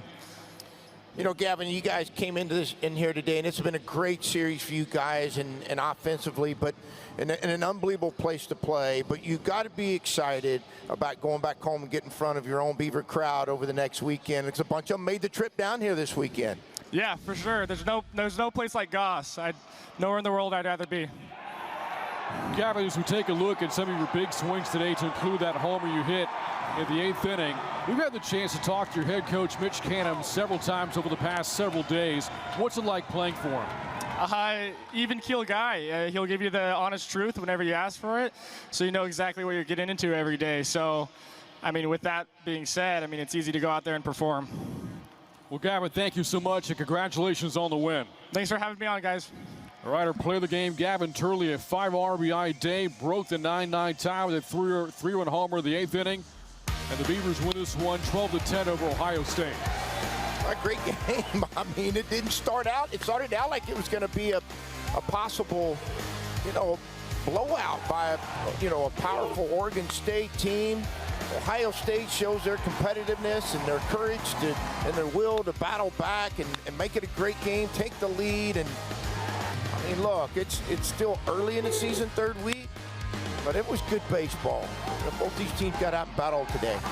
That'll wrap up our coverage of the first game of our doubleheader. Up next, Auburn against Baylor, a matchup between the SEC and the Big 12.